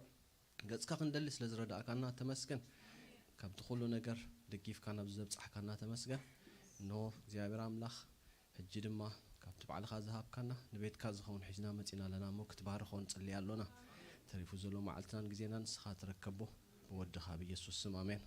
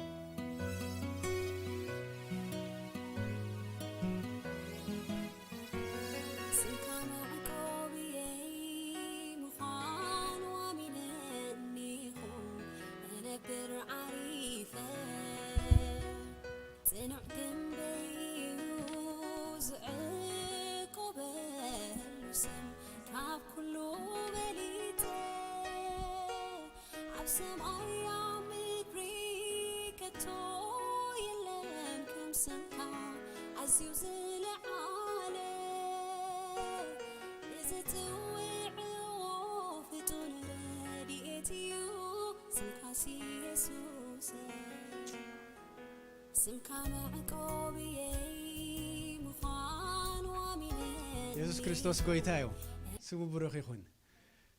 دقي مبلكم على حجون تحقوسو كالا حقوس يبلنا قويتا سلال درلو طرحي أما أكلنا يحواتنا حجي قيشو مالو كابتم شو ما قلنا نطرحي دلخو أما أكلنا قلنا تدعابي شمالو منفس قدس كل ساعة مسانا له كنت سموعو دبخز دبلنا يسوع كريستوس قويتايو لو مي بزعبا هذا سب تاريخنا خن المهار نابو قدم مأتاوي جن نقو حنت تقسم مزياتن لي كاب حدا حاوي تكست سديد ليسي مستزاد دالخ ودخيل سلاد مثلا نقدم نتحسب كم ببالكم بالإنجليزية تصحيح هذا الله كم تهذا الله إناي دكتور ديفيد ليم كاب عدو سدات تقسيا مساهم قدم كم ما قلت لي يسوع كريستوس قويتايو كم ببالكم no matter how good things are now there is always something bad that needs to work on. And no matter how bad things are in your life, there is always something good you can thank God of. You can focus on your purpose or you can focus on your problems. If you focus on your problems, you are going into self-centeredness, which is my problem, my issue, my pain, so on and forth. But one of the easiest ways to get rid of pain is to get your focus on yourself, to get rid of yourself and unto God or others. That's why we are called human beings, not human doings. Happy moments, praise God. Difficult moments, seek God. Quiet moments, worship God. Painful moments, trust God. Always moment or every day, thank God. Dr. David Lim. ምስ ሕጂ ክንጽልዮ ዝነበረ ጸሎት ከነመስግኖ ዝነበረ ኣምልኾ ምስ ድኸይድ መሲለኒ ሕጂ ነዛ ቃል ኣብ ርእሰይ ጥራሕ ከትርፋስ ኣይደለኹን ንእግዚኣብሔር ሲ ኩሉ ሳዕ ኢኻ ከተመስግኖ ዝግባኣካ ኩሉ ሳዕ ክትደክም ከለኻ ናብኡ ኢኻ ክትጽጋዕ ዘለካ ኩነታት ክብርትዓካ ከሎ ንዑ ኢኻ ክትጽግዖ ዘለካ ናብኡ ኢኻ ክትውከል ዘለካ ኣብ ርእስኻ ከይኮነስ ኣብ ኣምላኽ ክትውከል ናብኡ ክትጽጋዕ ይደለካ እቲ ጸገመካ ነገር ንዑ ጥራሕ ተሰላሰል እንድሕር ኮንካስ ንዑ ኢኻ ትዕብዮ ዘለኻ እምበር ንእግዚኣብሔር ኣይኮንካን ትዕብዮ ወይ ብርትዓኻ ኣብ ኣምላኽ ኣይኮንካን ትደሊ ዘለኻ ንእግዚኣብሔር ከተመስግን ከለኻ ግን ኩነታት ኩሉ ካባኻ እንዳረሓቐ ኸይድ ናይ እግዚአብሔር መንፈስ ኣብ ውሽጥኻ እንዳበርትዓካ ኸይድ ማለት እዩ ሞዛ ቴክስት ድሰደደለይ ሲ ኣባይ ጥራሕ ከትርፋ ስለ ዘይደለኹ ምሳኹም ክማቐል ዘለ ኢየሱስ ክርስቶስ ጎይታ እዩ እሞኒ ጸዋዓኒ ክምልሰልካ ሓድሽ ነገር ድማ ከርእየካ ምክንያቱም ሓድሽ ነገር ምግባር ልማዱ ድኾነ ኢየሱስ ክርስቶስ ምሳና ኣብ ማእከልና ኣሎ ስሙ ብሩኽ ይኹን ከምቲ ኢየሱስ ክርስቶስ ንሐዋርያት ድበሎም ኣቀዲሙ ዝነበረ ናይ እግዚአብሔር ሐሳብ ክነግሮም ከሎ እንታይ ኢሉ ቅድም መንግስት ኣምላኽን ጽድቁን ድለዩ ካለ ሁሉ ክስዕበኩም ኢልዎ እዚ ሐሳብ እዚ ኢየሱስ ክርስቶስ ደጊሙ ዳኣና ሐዋርያት ይንገሮም እንበረይ እግዚአብሔር ኣምላኽ ንሰብ ክፈጥር ከሎ ኩሉ ኣማልዩ ይህብዎ በሰንከ ኃጢአት ግን ሰብ ካብ ኣምላኽ ክርሕቕ ከሎ እቲ ኩነታት ሕማቕ ዝበሃል ነገር ሰይጣን ነታ ምድሪስ ክወርሳ ጀሚሩ ኣብዚ ዓለም ኢና ንነብር ዘለና ኢየሱስ ክርስቶስን ሐዋርያት እንታይ ኢለዎም ኣብ ዓለም ከለኹም መከራ ኣለኩም ምክንያቱም ካብቲ መከራስ ክንርሕቕ ኣይንኽእል ኢና ክርስቶስ ምሳና ስለ ደኾነ ግን በርታዕ ዝኾነና ኣምላኽ እሱ ይዘበርታዓና ነቲ መከራስ ንሳገሮ ኣይንሳገሮ ታ መዓልቲ ናህና እንድሕር ኮይናስ እግዚአብሔር ምሳና ኣሎ ማለት እዩ ክንሳገራ ኢና ክወስደና ተፈቂዱ ድማ ናብቲ ደሓሸ ዓለም ኢና ንኸይድ ናይ ዘለዓለማዊ ህይወት ይጸበየና ኣሎ ከምቶም ተስፋ ደይብሎም ኣይኮናን እሞኒ ኣቀዲምኩም መንግስት ኣምላኽን ጽድቁን ድለዩ ምክንያቱም እዚ ዓለም እዚኣ ተሐጉስ ኣይኮነትን መከራ ዝመልኣ ጭንቀት ዝመልኣ ሰብ ኃጢአት እንዳገበረ ነዛ ዓለም እዚኣስ ኣበላሽዋ እዩ ካብዚ ዓለም ጽቡቕ ኣይንጽበን ኢና እቲ ጽባቐና መን እዩ ክርስቶስ ኢየሱስ እዩ እዚ ተስፋ ቃል ሒዝና ኢና እምበር ናብ ዝሎሚ ትምህርትና ክንከይድ ኣብ መጽሓፍ ቅዱስ ብዛዕባ ሞገስ ዘለዎም ሰባት ብዙሕ ተጻሕፈሎ ምክንያቱም ኣርእስተይ ሎሚ ሞገስ ዝረኸበ ሰብ ብድብል ይድኸውን ንኣብነት ክኾነና ኣብ መጽሓፍ ቅዱስ ምዕራፍ ዘፍጥረት ምዕራፍ 6 ኣቀዲምናስ ምዕራፍ 18 ከነወፂና ካብ ፍቕዲ 1 ክሳብ 3 ደሎ 18 ካብ መጀመርያ ፍቕዲ እንታይ ይብል ኣሎ ብዛዕባ አብርሃም እዩ ትዛረብ ንሱ ብዳህሪ መዓልቲ ከምዚ ናይ ቬጋስ ሙቐት ማለት እዩ ኣብ ኣፍ ደገት ድንኳን ተቐሚጡ ከሎ እግዚአብሔር ኣብ ድዋታት መምሬ ተገልጸሉ ንመን እዩ ንአብርሃም ይዕንቱ ኸኣ ቋሕ ሓበለ እንሆ ድማ ሰለስተ ሰብኡት ኣይኮነን ድብል ዘሎ ሰለስተ ሰብኣይ ኣብ ቅድሚኡ ደው ኢሉ ረኣዮም ምስ ረኣዮም ድማ ካብ ኣፍ ደገ እቲ ድንኳን ክቕበሎም ጎየየ በለ ድማ ጎይታዬ ኣብ ቅድሜኻ ሞገስ እንተ ደኣ ረኺበስ በጃኻ ንባርያኻ ኣይትሕለፈኒ እግዚአብሔር ኣምላኽ ስሙ ብሩኽ ይኹን አብርሃም ኣብዚ ቦታ እዚ ሞገስ ናይ እግዚአብሔር ስለ ደረኸቡ እግዚአብሔር ባዕሉ ኣብ ቅድሚኡ ተራእይዎ ጋሻ ኮይኑ ድማ እቲ ድንኳኑ ከኣቱ ፈቃደኛ ኮይኑ ኣትይሉ ኢየሱስ ክርስቶስ ጎይታ እዩ ተኻልኣይ ኣብነት ደሓስኩዎ ኣብ ዘፍጥረት 39 ብዛዕባ ዮሴፍ እዩ ብዙሕ ታሪክ ብዛዕባ ዮሴፍ ኣውፂና ክንርኢ ንኽእል ኢና ዮሴፍ ገና በህፃንነቱ ከሎ እግዚአብሔር ድግለጸሉ በሕልም ዝረአዮ ሰብ ዝነበረ እዩ ካብቶም ይሕዋቱ ፍሊ ዝበለ እዩ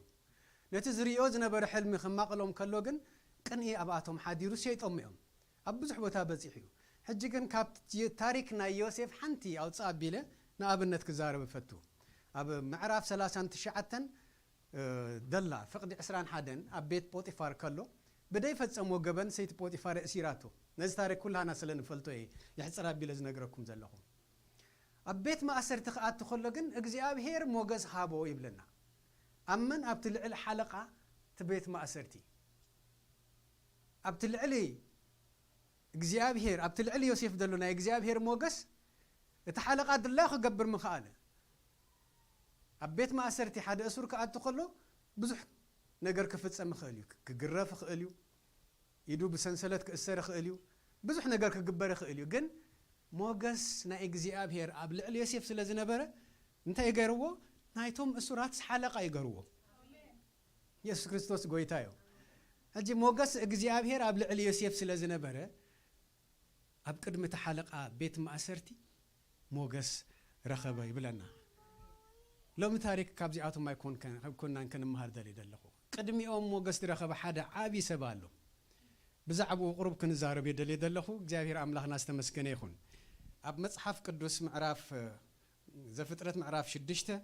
كفقدشهم منت أو سينا خنا نبموني بزعبا تاريخ نوهنا لو مخن زارب يسوع كريستوس قويتايو جابير أملاح نعيد دقفن عخاتكم يدقف كاباي ديكونس كم منفس قدوس كن مهار تماهرنا دما نخن وصت راح كيكونس قبلبنا حدا نجر እግዚአብሔር ቃሉ خزاربنا قبلبنا عقور كنصلينا እግዚአብሔር አምላክና አስተመስገነ ይሁን ቀደም ከንብባ ኖህ ግና አብ ቀደም እግዚአብሔር ሞገስ ረኸበ አብቶም ወለደታቱ ጻድቅን እንታ ዘይብሉን ሰብአይ ነበረ ኖህ ምስ አምላክ ተመላለሰ አብ 11 ምድሪ ኸአ አብ ቀድሚ አምላክ ተበላሻ ነበረት ምድሪ ድማ بعامة ملأت سجاز بلا كله مجدو أب مدري أب بلاشو نبرمو أملاك أنا مدري رأيا إنه دما تبلاشا نبرت أملاك أنا نهبلو بسرهم مدري عامة عملية أمو مدة كله سجا أب كدمي بتسحه نصلي جابير أملاكنا أنا مسكنك كالنا أنت تسمع أملاك ترئي أملاخ بزام عالت زيادة ما اجزابير أملاخي كتزاربنا لبنا خفتو يعينتنا اجزابير أملاخي نابت حساب كاخت أمتا نابت السقا حدش نقر كتب للناس دلخا نقر كدريا ناوشت أي انتنا منفساوي انتنا اجزابير أملاخي قوحي لنت أمتاخا واجزابير أملاخي سقا تزارب كل خادما بمنفسكا ناوشت إذا نادم سمعين إجابير أبوي كوهللان كعقران كترد عنان كتجفنا نصلي عليه إذا استرفت جيزي إجابير أبوي كاباي ديكونس إجابير أملاخي بمنفس كاسخا بأيجر كختكم بأيجر كختزارب دم كتجفني إجابير أملاخي تصلي عليه استرفت جيزي ناس خاطركبو تزاربنا نحنا دم سمعت نقول أوهل هلتيخن كون دجفنا رد عنا بود خابي يسوع كريستوس سم آمين جابير أملاك ناس تمسكنه يكون ما أبزي زنبنا يو كفلي انتهي لي يجمر موجس رخبة منيو نو مدري تبلا شيء أنا را بس أنك حاتيات أبكد مجزي أبهر موجس رخبة يبلنا نتن حسابات مقدم كتصبصبن تخليت حساب دما اتوم ابو ولدو زنبرو سبات كلهم تبلاشوم كلو كابتوم ولدو نو صادقن انتا زي بلون سب نبر يبلنا كبيديو كل سب حاتيات كغبر كلو كب حاتيات زرحا قسب كتركب اب قدم املاح موغس لدرخبه جن انتا زي بلون صادقن كوينو خرأي እግዚአብሔር አምላክ ደጊፍዎ እምበረይ ነው ካብሩሱ ከም ደይኮነ ንፈልጥና ምክንያቱም ፍጹም ዝበሃል ሰብ የለን እንተርፎ ክርስቶስ ኢየሱስ አብዛ ምድሪ ነው ግን ኣብ ቅድም አምላክ ሞገስ ስለደረኸበ ድምፅ ኣምላኽ ክሰምዕ ሃሰስ ክብል ሓሳብ ኣምላኽ እንታይ ምዃኑ ክፈልጥ ዝደሊ ሰብ ስለ ዝነበረ ኣብ ቅድሚ ኣምላኽ ሞገስ ዝረኸበ ሰብ ድማ ጻድቕን እንታ ዘይብሉን ንክኸውን ዕድል ኣለዎ ተኽእሎ ኣለዎ ማለት እዩ እግዚኣብሔር ጻድቕ ኢኻ እንድሕር ኢልካስ እንታይ ትደሊ ካብ ሰባት ንኣዳ ናይ እግዚኣብሔር ንኣዳ ካብ ኩሉ ንላዕሊ ዝበለጸ እዩ እሞኒ ኖህ ካብቶም ወለዶታቱ ጻድቕን እንታ ዘይብሉን ሰብ እዩ ነሩ ተኻልእ ከምዚ ክኸውን ትገበሮ ነገር እንታይ እዩ ኖህ ምስ ኣምላኽ ዝመላለስ ሰብ ዝነበረ እዩ ምስ ኣምላኽ ዝመላለስ ሰብ ዝነበረ ልዕል ኢልና ፍቕዲ ብምዕራፍ 5 ፍቕዲ 28 እንድሕር ርኢና እያ ኣቡን ኖህ ላሜክ እዩ ዝበሃል ላሜክ ንኖህ ዝወለዶ 182 ዓመት ምስ ጸነሐ እዩ ወይ ምስ ገበረ እዩ ወዲ ወለደ ብለና ሽዑ ወዲ ምስ ወለደ ንወዱ ንውሉዱ ሽም ኣውፂሉ ነቲ ሽም ድማ ኖህ ኢሉ ያውፂሉ ምክንያቱም ላሜክ ኣብቲ ኩነታት እዚ ክርኢ ከሎ ከምቶም ካልኦት ብዙሕ ዝተበላሸዋ ኣይመስለንን ሓጢኣት ናይታ ምድሪ ናይ ሰባት ሓጢኣት ነታ ምድሪ ከበላሸዋ ከሎ ዝጉሂ ዝነበረ ሰብ እዩ ዝመስለኒ ካብ ዝጉሂ ክሃድም ዝደሊ ሰብ እዩ ዝመስለኒ እሞ እግዚኣብሔር ኣምላኽ ከናግፎም ዝደሊ ሰብ እዩ ነሩ ክፀናናዕ ዝደለየ ሰብ ኖህ ኢሉ ሽም ኣውፂሉ ኖህ ኣብዛ ዝተወለደላ እዋን ምድሪ ብሓጢኣት ተበላሸያ ነራ ኣብ ተበላሸወትሉ ምድሪ ዝተወልደ ህፃን ኖህ ኢልካ ሽም ክትቦ ከለኻስ ነቲ ትርጉም ዳሕራይ ክንሪኦና ላሜክ ሓደ ነገር ደልዩሎ ማለት እዩ መፈጸምታ ናይቲ ጭካኔ መፈጸምታ ናይቲ ምብልሻው ናይታ ምድሪሲ ክመጽእ ድልየት ነርዎ ሃረርታ ነርዎ ማለት እዩ ናብ እግዚኣብሔር ጥርዓን ዝገብር ዘሎ ሰብ ይመስለኒ ክድበስ ዝደለየ ካብቲ ጓሂ ክፀናናዕ ዝደለየ ሰብ ይመስለኒ እሞ ላሜክ ኣብቲ እዋን እቲ ዝጓሃየ ልቢ ነርዎ ክፀናናዕ ዝደለየ ሰብ ይነሩ ልቡ ዝጓሃየ ሰብ ድማ ምፅንናዕ እዩ ዝደሊ ካልእ ነገር ኣይደልን ወዶ እግዚኣብሔር ኣምላኽ ይደግፈና ዝጓሃየ ልቢ እንድሕር ሃሊናሲ ናብ ካልእ ሰብ ኣይኮንናን ክንከይድ እግዚኣብሔር ከፀናናዓና ክድብሰና ኢና ክንከይድ ዘለና ከምቲ ዓንቶይ ተሓውድ ሰደደለይ ቴክስት ረኣናዮስ ኩሉ ሳዕ ንእግዚኣብሔር እንዳመስገናስ ናብ መሊስና ክንለግብ እቲ ዕንቅፋት ዝኾነና ነገር ኮይኮናስ ነግጅፎ እግዚአብሔር ካብ ኩሉ ንላዕሊ ምዃኑስ እንዳተኣመና እንዳመስገና መሊስና ናብኡ ክንጽጋዕ ስለዘድልየና እዩ ምኽጸናናዕ ስለዝደልየ ንዑ ጥራሕ ድማ ኣይኮነን ነቲ ቀፂሉ ድመጽእ ወለዶውን ምጽንናዕ ክኾነሉ ስለዝደልየ ብውሉዱ ገሩ እግዚአብሔር ኣምላኽ ክበጽሖም ሓሳብ ስለዝነበሮ ኖህ ኢሉ ሽም ኣውፂሉ ትርጉም ናይ ኖህ መዕረፊ ማለት እዩ መጸናንዒ ወይ ድማ መህድኢ ኢልና ክንወስዶ ንኽእል ኢና ኣብ ናይ እንግሊዝኛ ዲክሽነሪ ክሪኦ ፈቲነ ነረ ኖህ ዝብል ናይ እንግሊሽ ዲክሽነሪ እንታይ ይብሎ ሬስት ኦር ሪፖዝ ቴሌቪዥን እንዳረእኻ ፖስት ገብሮ ኢኻ ምሽ ጠጠው ብል ኣብኡ ትደለወት ቦታ ጠጠው ድብል ድሕራይ ከተንቀሳቐሶ ተደሊኻ ድማ ትትንክፋ መሊሱ እንቀሳቐስ ደው ከተብሎ እንድሕር ደሊኻ ሪፖዝ ትገብሮ ማለት እዩ ጠጠው ተብሎ ሕጂ እቲ ጭካኔ እቲ ምብልሻው እቲ መከራ ኣብታ ምድሪ ዘሎሲ ጠጠው ክብለሎም ዝደለዩ ሰባት ከም ዝኾኑ ኢና ንርኢ ሕጂ ኖህ መጸናንዒ እዩ ገና ህፃን ዝውለድ ደሎ እዩ በዚ ሓሳብ እዚ ግን ክዕብዮ ስለዝደለየ ላሜክ ንኖህ ሽም ቅድም ጥዑም ስም ኣውፂሉ መጸናንዒ ኢሉ ሽም ኣውፂሉ በዚ ሓሳብ ድማ እንዳኾስኮሰ ዘዕበዮ መስለኒ ነዚ እዩ ኖህ ምስ ኣምላኽ ክመላለስ ጸገም ዘይነበሮ ምስ ሓሳብ ኣምላኽ ክመላለስ ሓሳብ ናይ ርእሱ ደይኮነስ ሓሳብ ናይቶም ካልኦት ጥፉኣት ኣብ ትውልዱ ዝነበሩ ዝተበላሸዮ ዘም ትውልድ ማእከሎም ከሎሲ ናቶም እንዳራየ ከይኮነስ ዝዓበየ ኣብቲ እግዚኣብሔር ኣምላኽ ዘለዎ ሓሳብ ሓሰስ እንዳበለ ከይድ ምእንታን ምስ ኣምላኽ ክመላለስ ምእንታን ኣቡ ኣብ ልዕሊኡ ድሕደሮ ጽልዋ ኣሎ ማለት እዩ ኢየሱስ ክርስቶስ ጎይታ እዩ በዚ ሓሳብ እዚ እንዳኾስኮሰ የዕብይዎ ኣብ ከባቢኡ እኮ ብዙሕ ክፍኣት ነገር እንዳረየ ዓብዩ እዩ ኖህ ብዙሕ ዕብዳን እንዳረየ እዩ ተኽእሎ ነርዎ ከምኣቶም ክጠፍእ ከምኣቶም ክዓብድ ከምኣቶም ነታ ምድሪ ዘበላሽዋስ እሱ እንተበላሹ ክዓቢ ምእንታን نا እግዚአብሔር حساب ግን ኣብ ልዕሊ ኖህ ዓቢ ይነሩ ውሉዳት ምስ ኣምላኽ ክመላለሱ እንታን ወለዲ ዓቢ ጽልዋ ክገብሩ ከም ዘለዎም ካብዚ ክንመሃር ንኽእል ኢና ኢየሱስ ክርስቶስ ጎይታ እዩ እሞ ኣብ ቅድሚ ኣምላኽ ሞገስ ዝረኸበ ሰብ ኮይኑ ዓብዩ እዚ ድማ ደጊፍዎ ምስ ኣምላኽ ክመላለስ ረዲእዎ ንኣምላኽ ሃሰስ እንዳበለ ሓሳብ ኣምላኽ እንዳረኣየ كعب ምእንታን ኢየሱስ ክርስቶስ ጎይታ እዩ ሕጂ እቲ ኩነታት ኣብ ተወለዶ ዝነበረ ጸገም እንታይ እዩ ኢልና ሃሰስ ኢልና እንድሕርኢናዮ ኣብ ምዕራፍ እዚኣ ምዕራፍ 6 ትሕት ኢልና ዘንበብናያ ማለት እዩ ፍቅደ 11 ደላ ስጋብ 13 ነቲ ወለዶ ትነግር እያ እንታይ ዓይነት ወለዶ ከም ዝኾነ እንታይ ዓይነት ጸገም ከም ዘለዎ እቲ ወለዶቲ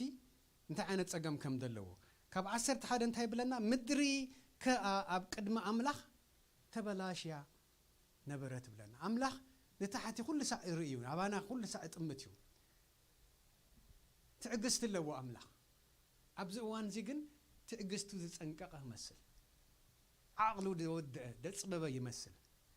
ከነንብባ ምድሪ ከኣ ኣብ ቅድሚ ኣምላኽ እንታይ ኮይና ነራ ብለና ተበላሽያ ነበረት ምድሪ ብምንታይ ኣመሊኣ ብዓመፃ መሊኣ ነበረት ስጋ ዘበለ ኩሉ መገዱ ካብ ምንታይ ያርሕቁ ካብ ኣምላኽ ያርሕቁ ገጹ ካብ ኣምላኽ ያርሕቁ ናይ ኣምላኽ ሓሳብ ክንድድስዕብሲ ናይ ርእሱ ሓሳብ ከኣሊኤ ዝብል ሓሳብ ናይ ርእሱ ከምዚ ክገብር ክእል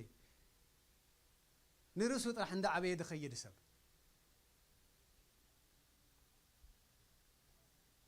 ስጋ ዘበለ ኩሉ መገዱ ኣብ ምድሪ ኣበላሽዩ ነበረ እሞ ኣምላኽ ከኣነ ምድሪ ረኣያ እነሆ ድማ ተበላሽያ ነበረት ኣምላኽ ከኣነ ነሆ በሎ ብሰሮም ብሰርመን ብሰርቶም ክፍኣት ዝገብሩ ደለው ሰባት ብሰሮም ምድሪ ዓመፃ መሊኣ እሞ መወዳእታ ኩሉ ስጋ ኣብ ቅድመይ በጽሕ ዘፍርህ ዘመን እዩ እዚ ሓሳብ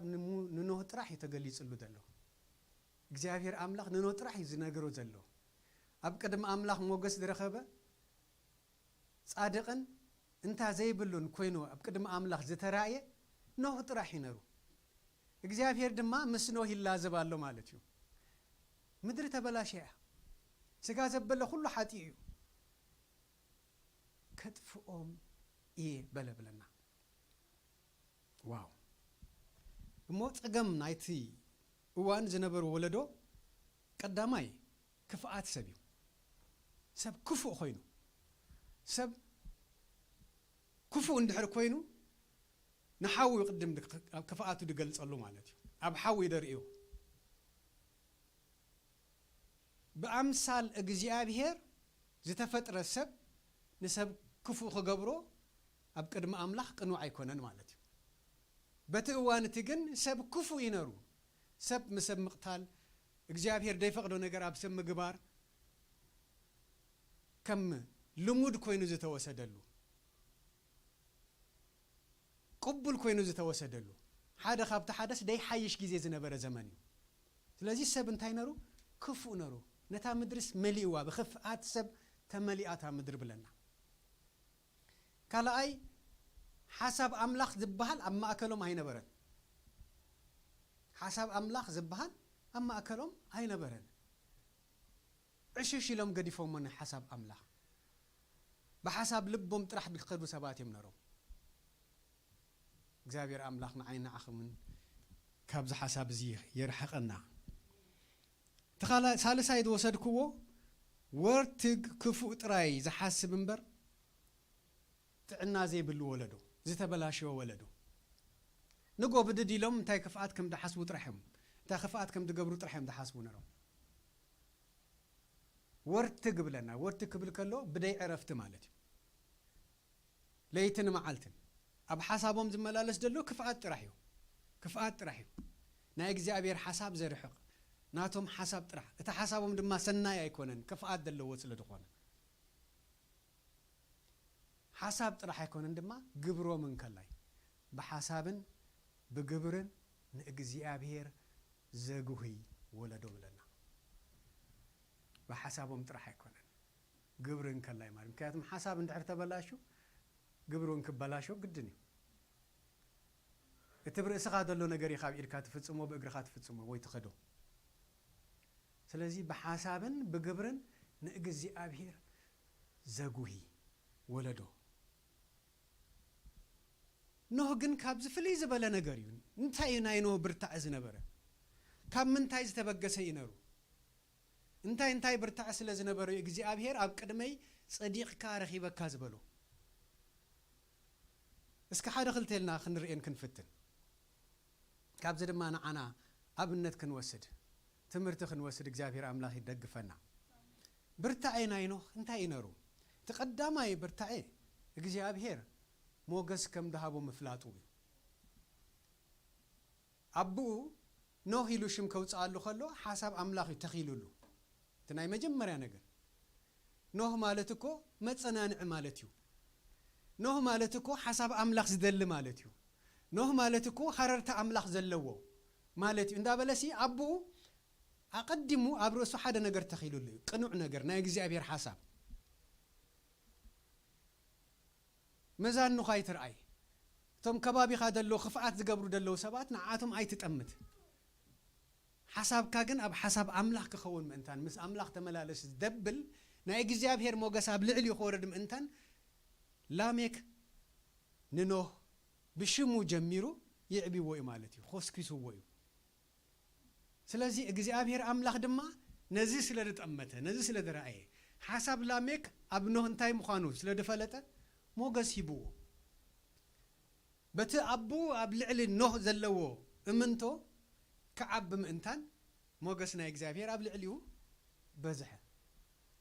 ስለዚህ እግዚአብሔር አምላኽ ሞገስ ዝሃቦ ሰብ ስለ ዝነበረ እዩ ፍልይ ዘብሎ ነገር ካብቶም ካልኦት ሞገስ ዝረኸበ ሰብ እዩ ሞገስ አምላኽ እንድሕር ረኺብካ ኣብ ቅድሚኻ ዝጸገመካ ነገር ኩሉ ክትሳገሮሲ ወላ ሓንቲ ጸገም የለን ሰባት ከውድቑኻ ክእል እዮም መበረኺኻ ይግን ድኸውን ትሕት ከብልኻ ኸጻቕጡኻ ክእል እዮም ግን ኣብ ካልእ በረኽቲ እግዚአብሔር አምላኽ ከሳገረካ ዝኽእል ሞገስ እንድሕር ሃልይካ የሳገረካ እዩ ናይ ሰባት ኣይኮነን ደርኢካ ደጸግመካ እቲ ሐሳብ አምላኽ ኣብ ልዕሊኻ ዘሎ ግን እንታይ እዩ መፍላት ጥራሕ እዩ ኢየሱስ ክርስቶስ ጎይታ ስለዚ ኖህ ኣብ ቅድሚ እግዚአብሔር ሲ ቅኑዕ ኮይኑ ዝሰራየሉ ተዓበየ ነገር እንታይ እዩ እግዚአብሔር አምላኽ አቀዲሙ ሞገስ ይብዎ ነሩ እዩ ምኽሪ አምላኽ ሐሰስ ክብል ዕድል ረኺቡ ምስ አምላኽ ክመላለስ ዕድል ረኺቡ ስለዚ ናይ መጀመርያ ነገር ኖህ ካብቶም ካልእ ወለዶ ፍልይ ዘብሎ ሞገስ አምላኽ ኣብ ልዕሊኡ ዝነበረ ሰብ እዩ ተኻላይቲ ሐሳብ ኖህ ካብቶም ወለደታት ጻድቕን እንታ ዘይብሉን ሰብ ነበረ ብለና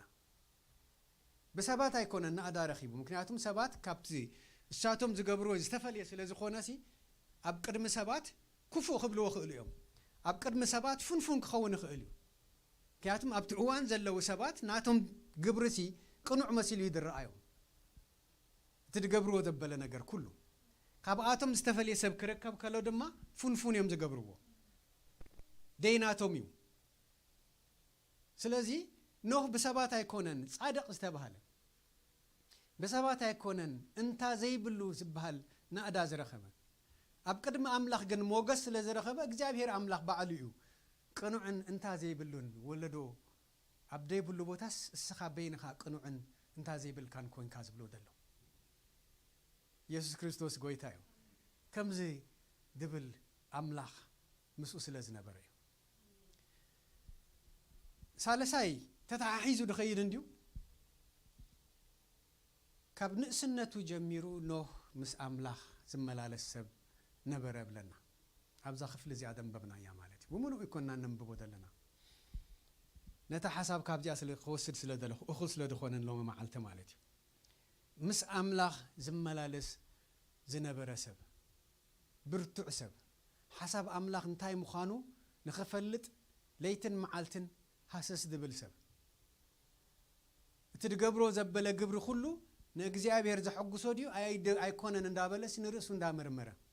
ሐሳቡ ደይኮነስ ሐሳብ አምላኽ ንኽፍጽም ዝጋደል ዝነበረ ሰብ እዩ ስለዚ ኖህ ካብቶም ካልእ ወለዶ ፍልይ ዘብሎ ነገር ምስ አምላኽ ዝመሳሰል ሐሳብ ኖህን ሐሳብ አምላኽን ዝሰመረ ይነሩ ማለት እዩ ኢየሱስ ክርስቶስ ጎይታ እዩ ራብዓይ ነጥብ ሒዘ ያደለኹ ንእግዚአብሔር ድሰምዕ ሰብ እዩ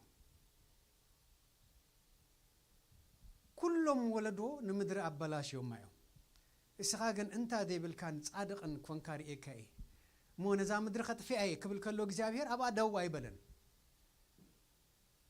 መርከብ ስራሕ አለ ይልዎ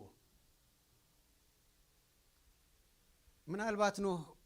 ጸራብ ዕንጨት ክኸውን ይኽእል አይክኸውን ይኽእል አይፈልጥን ግን ትእዛዝ እግዚአብሔር ዝተቀበለ ሰብ እዩ ክፍጸም ዘይካል ዝመስል ነገር ግን እግዚአብሔር ንዝበሎ ነገር ሰሚዑስ immediately ስጉም ትድወሰደ ሰብ እዩ መርከብ ስራሕ አለ ይልዎ 150 እመት ድኾነ ቁመታ 50 ድኾነ ጎና ንላዕሊ ድማ 30 እመት ድኾነ ሰለስተ ደርቢ ደለዋ መርከብ ስራሕ አለ ይልዎ ከም ሰብ ክሓስቦ ከሎ ነው አንታ እግዚአብሔር እንታይ አትብል ደለኻ ከመይ ገረ ክሰርሕ ይኽእል ቀዳማይ ነገር ቴክኖሎጂ የለን ኣብቲ እዋንቲ ምናልባት ድረብሕ ፋሱን የለን ክኸውን ይኽእል ዕንጨቲ ኸይደ ቆሪፀ ጸሪበ ፈሊፀ ገለለሲ ከመይ ገረ የመርከብ ክሰርሕ ክብል ምኽኣለ ተስፋ ዘቁርጥ ነገር ብዙሕ ይነሩ ኖህ ግን ነዚ ገበረን መርከብ ስራሕ አለ ክብሎ ከሎ ስጉምቲ immediately ወሲዶ ሕራይ ዝብል ስጉምቲ እግዚአብሔር አምላክ ሕራይ ይብልኩም ክዛረበና ከሎ ሕራይ ዝብል ልብ ይሃበና መርከብ ስራሕ አለ ይልዎ ዝእዘዝ ልብ ነርዎ ምእዙዝ ዝኾነ ልቢ ሕራይ ኢሉ ተበጊሱ አሞዳዕታ ክትንከፋዝ ዘለኹ ነገር እንታይ ብርታዕናይ ኖህ እምነት ይነርዎ እግዚአብሔር ካበለንስ ነዛ መርከብ ከሰርሐ ይዝብል እምነት ንርዎ ማለት እዩ እምነት ስለዝነበረ ድማ ጀሚሩ ናይ መጀመሪያ ነገር ዝገበረ ነገር ምናልባት ይፈስለኒ ከይዱ ኣብቲ ዱር እንጨት ምቁራጽ ይነሩ ማለት እዩ እንጨት እንዳቆረጸ እንዳተሰከመ መጽሎ ማለት እዩ ኖህ በይኑ ጻድቅ ኮይኑ እግዚአብሔር ንኖህ አዚዝዎ ምናልባት ተበዝሐተም ደቁ ሓጊዞም መኾኑ ይኽእልዮም ሰለስተ አወዳት ነሮም እዮም ተሰኪሞም ንኽመጹ ምናልባትም ክጸርብ ከሎ ክሕግዝዎ ይኽእልዮም በሰለስተ ሰብ በርባዕተ ሰብ ግን ሓደ መርከብ በቲ እዋንቲ ንኽትሰርሕ ክንዲ ምንታይ ግዜ ከም ድወስደልካ መግማቱ ቀሊል አይኮነን እግዚአብሔር በለ ኮነ እዩ ግን እንድሕር እግዚአብሔር ኢሉ ክኸውን እዩ እግዚአብሔር እንድሕር አዚዝኒ ክእዘዝ ኢሉ ንምእዛዙ ድማ በተግባር ጀሚርዎ እግዚአብሔር ድማ አፈጽምዎ ኢየሱስ ክርስቶስ ጎይታ እዩ ስለዚህ ብርታዒ ናይ ኖህ እዘን ድጸብጸብናየን ጥራሕ አይኮናን ግን ንሎሚ ደሓስክወን እዚአንን ሞገስ ድረኸበ ሰብ ይነሩ ጻድቕን እንታ ዘይብሉን ዝተባሃለ በእግዚአብሔር ዝተናእደ ሰብ ይነሩ ምስ እግዚአብሔር ዝመላለስ ሰብ ይነሩ ካልእ ከዓ ንእግዚአብሔር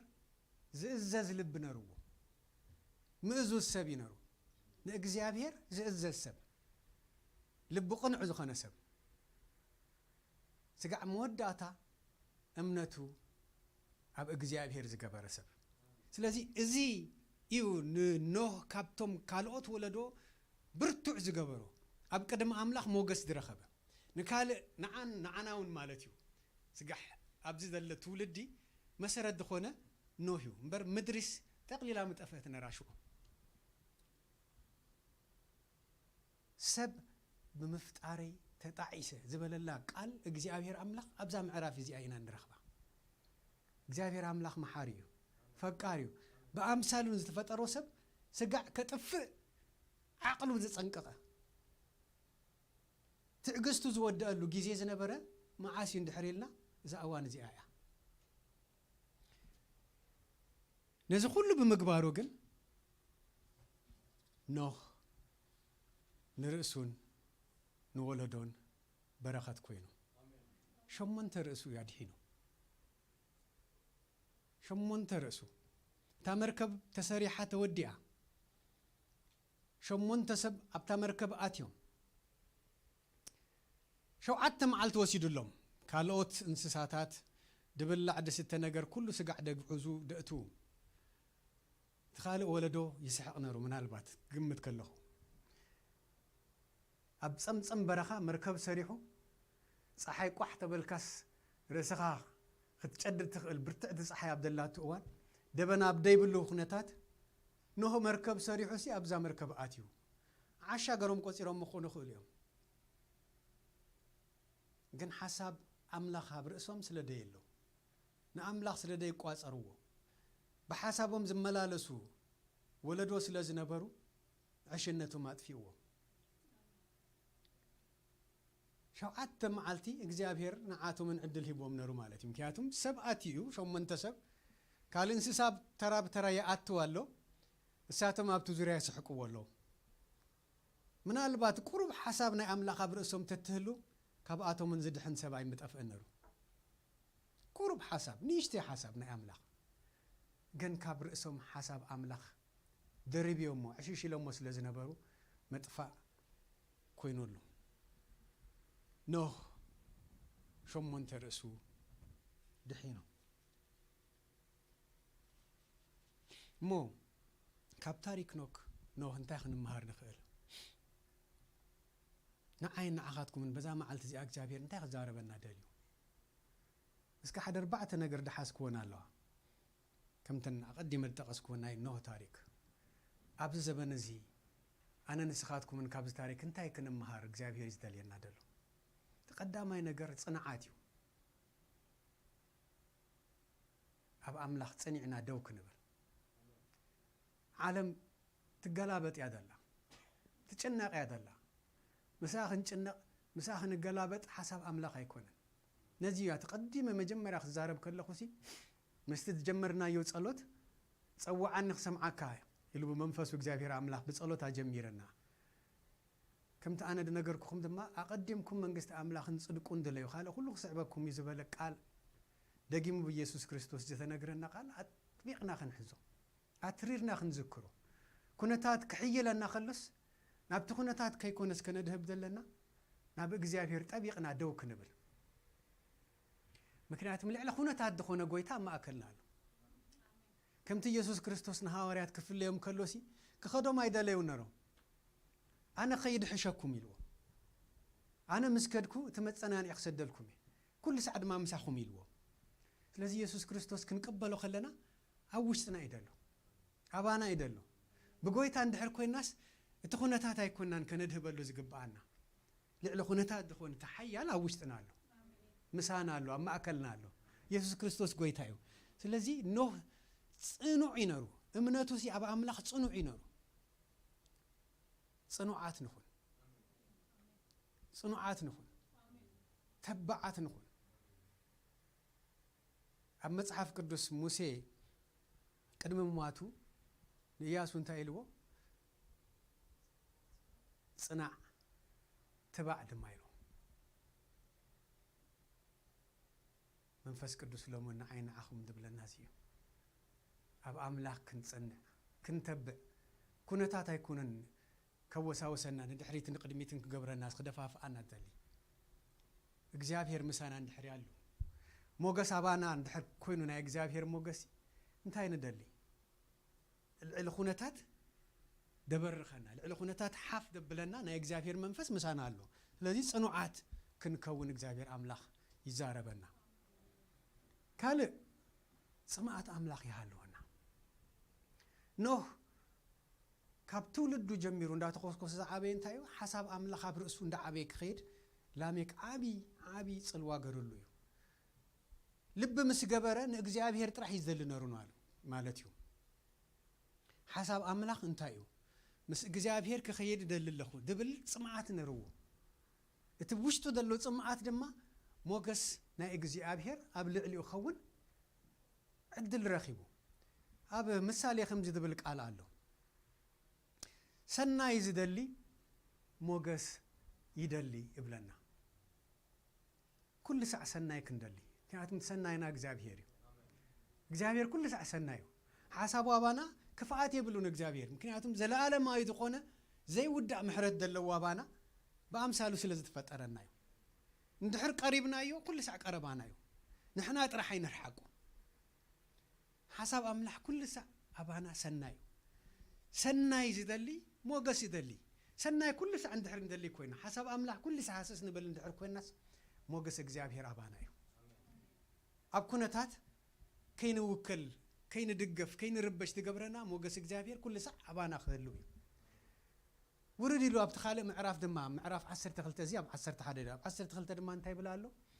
فرهات إجزابير نصويه نزل عالم دما يبلنا نإجزابير ندافرهنا مس حساب إجزابير كنسامة ما عندها دلنا مس نخيد سي زلالم وايد خوننا إجزابير فقري زلالم وايد خوننا إجزابير محرت زلالم وايد خوننا إجزابير سلام أوشت عند عبي إز خيد عند برتعي إز خيد سلام أملاخ ما أكلنا عند بزحيد خيد عالم كتربش كتناوز كلنا كلا نحنا جن رجع إلنا خن ملالس يسوع كريستوس قويتايو كريستوس بزعبات صباح كنت جنق أي فقدلنا صباح نرسا خد جنق أي بلنا كم يزبلنا لصباح يتجنقوا صباح نرسا تتجنق أملاح كابها لو الناس انتهي ندلي يسوع كريستوس قويتايو موزا خلاي تحسب كابنهن وسدان تايا حاسس مبال نحاسب أملاح أبدخدنا يمكناتهم دا سرحناون حسب أملاح خبرسنا خنا ملالس كنف كدالو نخيلنا ناي قدن كنت صلي خلنا ويكنا ملخ كلنا ويد ما مصحف قدس كنا نبب كلنا طرح يكون حسب أملاح حاسس نبل تكن أبت وشتنا دحزنا يوك على أملاح حسب أملاح حاسس كنبلوسي كل سعدل كنبون منفسكنا نسقا خينا جزاء مالتي قويتا يبارك وزي تكست سدد اللي وديس كل ساعة إجزابير عمسكنو ناب إجزابير تتصقو ما كراك أكونن جاتم أبتنا هكا دلك تتصقم كتريخ اللخاسي تتصقم كاي مليس كاتعبي ودلخا ناب إجزابير كتوكل كلخا ناب إجزابير كتسقع كلخا جن تتصقم كان دا قودلن دا حاسس إيدي خيد قويتا يباركو أما زيادة خالي يتحسب كابنوه كن مهار نخيل فرهات إجزابير نصويو نزال عالم دما ينبر أبزا مدرزيا عدمنا وسنتيا 7 8 تبزح 100 عسران بلنا مصحف قدس كندو دبز حسب بعيني يراهن 100 عسران من البات كهلو خليو ግን ተራአናዮ ሲ ዕድመና ውስንቲያ መብዛሕትኡ ጊዜና ድማ እንዳወዳእና ኢና ንኸይድ እምበረ ዕድመና እንዳወሰኽና ይኮነ ንኸይድ 50 ክንመንድ ከለና ክንድምንታይ ተሪፍና እንዳበልና ንኸይድ 3 እንድሕር በጽሕና ክንድምንታይ ጎዲልና እምበር ክንድ ትድሓለፍና የጊዜ ኣይኮነን እንደለና ኢልናሲ ኣይነፈልጥን ያን ጽባሕ ንጎ ክንከይድ ንኽእል ኢና ኣብ ኢድ ኣምላኽ ኢና ዘለና ወኒ ግን ኩል ሰዕ ፍርሃት ኣምላኽ ኣብ ልብና ይሃሉ ምክንያቱም ንዘላ ዓለም ዝነብር ፍርሃት ኣምላኽ እዩ ኢየሱስ ክርስቶስ ጎይታ እዩ ተታሒዘን ድኸዳ ምስተዓንቶ ይጽንዓት ድበልኳ እምነት እያ እምነትካ ዘጉድል ነገር ብዙሕ ነገር ፈተና ኣሎ ብዝ ምድሪ እዚ ብዙሕ ከምቲ ኖህ እንዳተፈታተንዎ ካብ ማእከሎም በርቲዑ ዝሓለፈ ሞገስ ኣምላኽ ምስ ስለ ዝነበረ ንሕና ድማ ሞገስ ኣምላኽ ከይርሕቀና ህላውነት ኣምላኽ ካብ ውሽጥና ከይሃስስ ነዚ ፈተና ዝበርትዓና ኩሉ ሰዕ እምነት እዩ ኩሉ ግዜ ንእግዚአብሔር ከነመስግኖ ደበና ይንርኢን ኩነታትና ይንርኢን ክጥዕመና ክጽግመና ብዘይ ገድስ እግዚአብሔር ግን ክምስገን ዘለዎ ኣምላኽ እዩ ኣብ መከራና ንእግዚአብሔር ከነመስግን ኣብ ሓጎስና ንእግዚአብሔር ከነመስግን ኣብ ጭንቅና ንእግዚአብሔር ከነመስግን ኣብ ራህዋናውን ንእግዚአብሔር ከነመስግን ኣብ ሓዘንና ንእግዚአብሔር ከነመስግን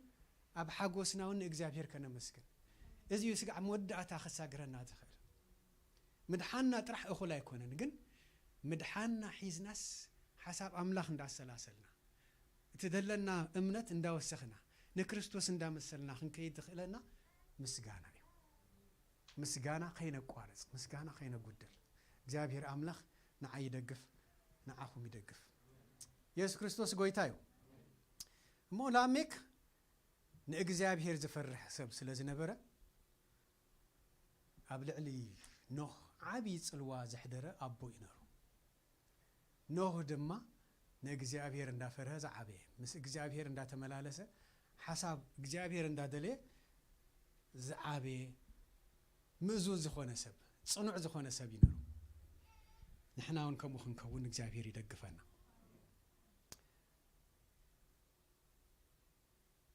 እግዚአብሔር ሞገዝ ክህበካ ከሎ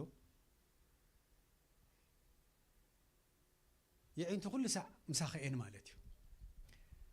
ናብ ክብሪ ከደይበካ ክኽእል እዩ ማለት እዩ ብዓይንኻ ትሪኦ ነገር ጸልማት ክኸውን ይኽእል እዩ ድሕሪ እቲ ጸልማት ግን ኣዝዩ ብርሃን ዝኾነ ነገር ኣብ ቅድሚኻ ከም ዘሎ ንእግዚአብሔር ተኣማሚንካ ኢኻ ትኸዶ ማለት እዩ ሓደስ ምስ እግዚአብሔር ጥራሕ ሰንጎ እግዚአብሔር ሞገሱ ምሳኻ ጥራሕ ይኹን እሞ ከም ኣመንቲ ኣብ ጎይታ ንጽናዕ ከም ኣመንቲ ኣብ ጎይታ ንጽናዕ ሎሚ ጎይታ ዝተቀበለ ሰብ ሎሚ ነፍሱ ከም ዝደሓነት ከኣምን ኣለዎ ማለት እዩ እንድሕር ኣሚኑ ኣብኡ ንኽጸንዕ ናይ መጀመርያ ስጉምቲ ማለት እዩ ናይ መጀመርያ ስጉምቲ ከም ኣማኒ ኣብ ጎይታ ንጽናዕ ይሃለወና ኣብ ጎይታ ክንጸንዕ ከለና ድምፂ ኣምላኽ መዓልታዊ ክንሰምዕ ንኽእል ኢና ኣብ መንጎ ደሃስስ ክመስለና ክእል እዩ ምክንያቱም እግዚአብሔር ብዝተፈላለየ መገዲ እዩ ዝዛረብ መጽሓፍ ቅዱስ ከነንብብ ከለና በቃሉ ይዛረበና ኣብ ጸሎት ክንህልው ከለና ይዛረበና ዋላ ደቂስና እውን ብሕልሚ ይዛረበና ወይ ብርአይ ይረአየና ድምፂ ኣምላኽ ንኽንሰምዕ ግን ኩሉ ሰዕ ድለዋት ክንከውን ኣብኡ ክንጠብቕ ይግባአና ማለት እዩ እሞ ከም ኣመንቲ ኣብ ጎይታ ንጽናዕ እግዚአብሔር ኣምላኽ ንዓይ ይደግፍ ንዓኹም ይደግፍ ከም መራሕቲ ኩሉ ግዜ ነቲ ዋጋ ከፊሉ ዘድሓነና ክርስቶስ ኢና ክንጥምት ዝግባአና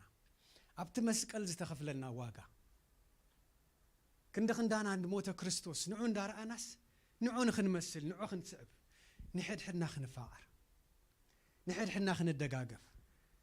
ምክንያቱም ኢየሱስ ክርስቶስ አልቲሜት ሓሳቡ ናቱ እንታይ ኣባና ንክርስቶስ ንኽንመስል እዩ ንዑ ንኽንመስል እዩ ንዑ ንኽንመስል ድማ ከም መራሕቲ እቲ እሱ ድሰረቶ መሰረት ኣብ ልዕሊ ኢና ክንነድቕ ዘለና ሓዋርያት ሲዕቦም እዮም ንሕና ድማ ክንስዕቦ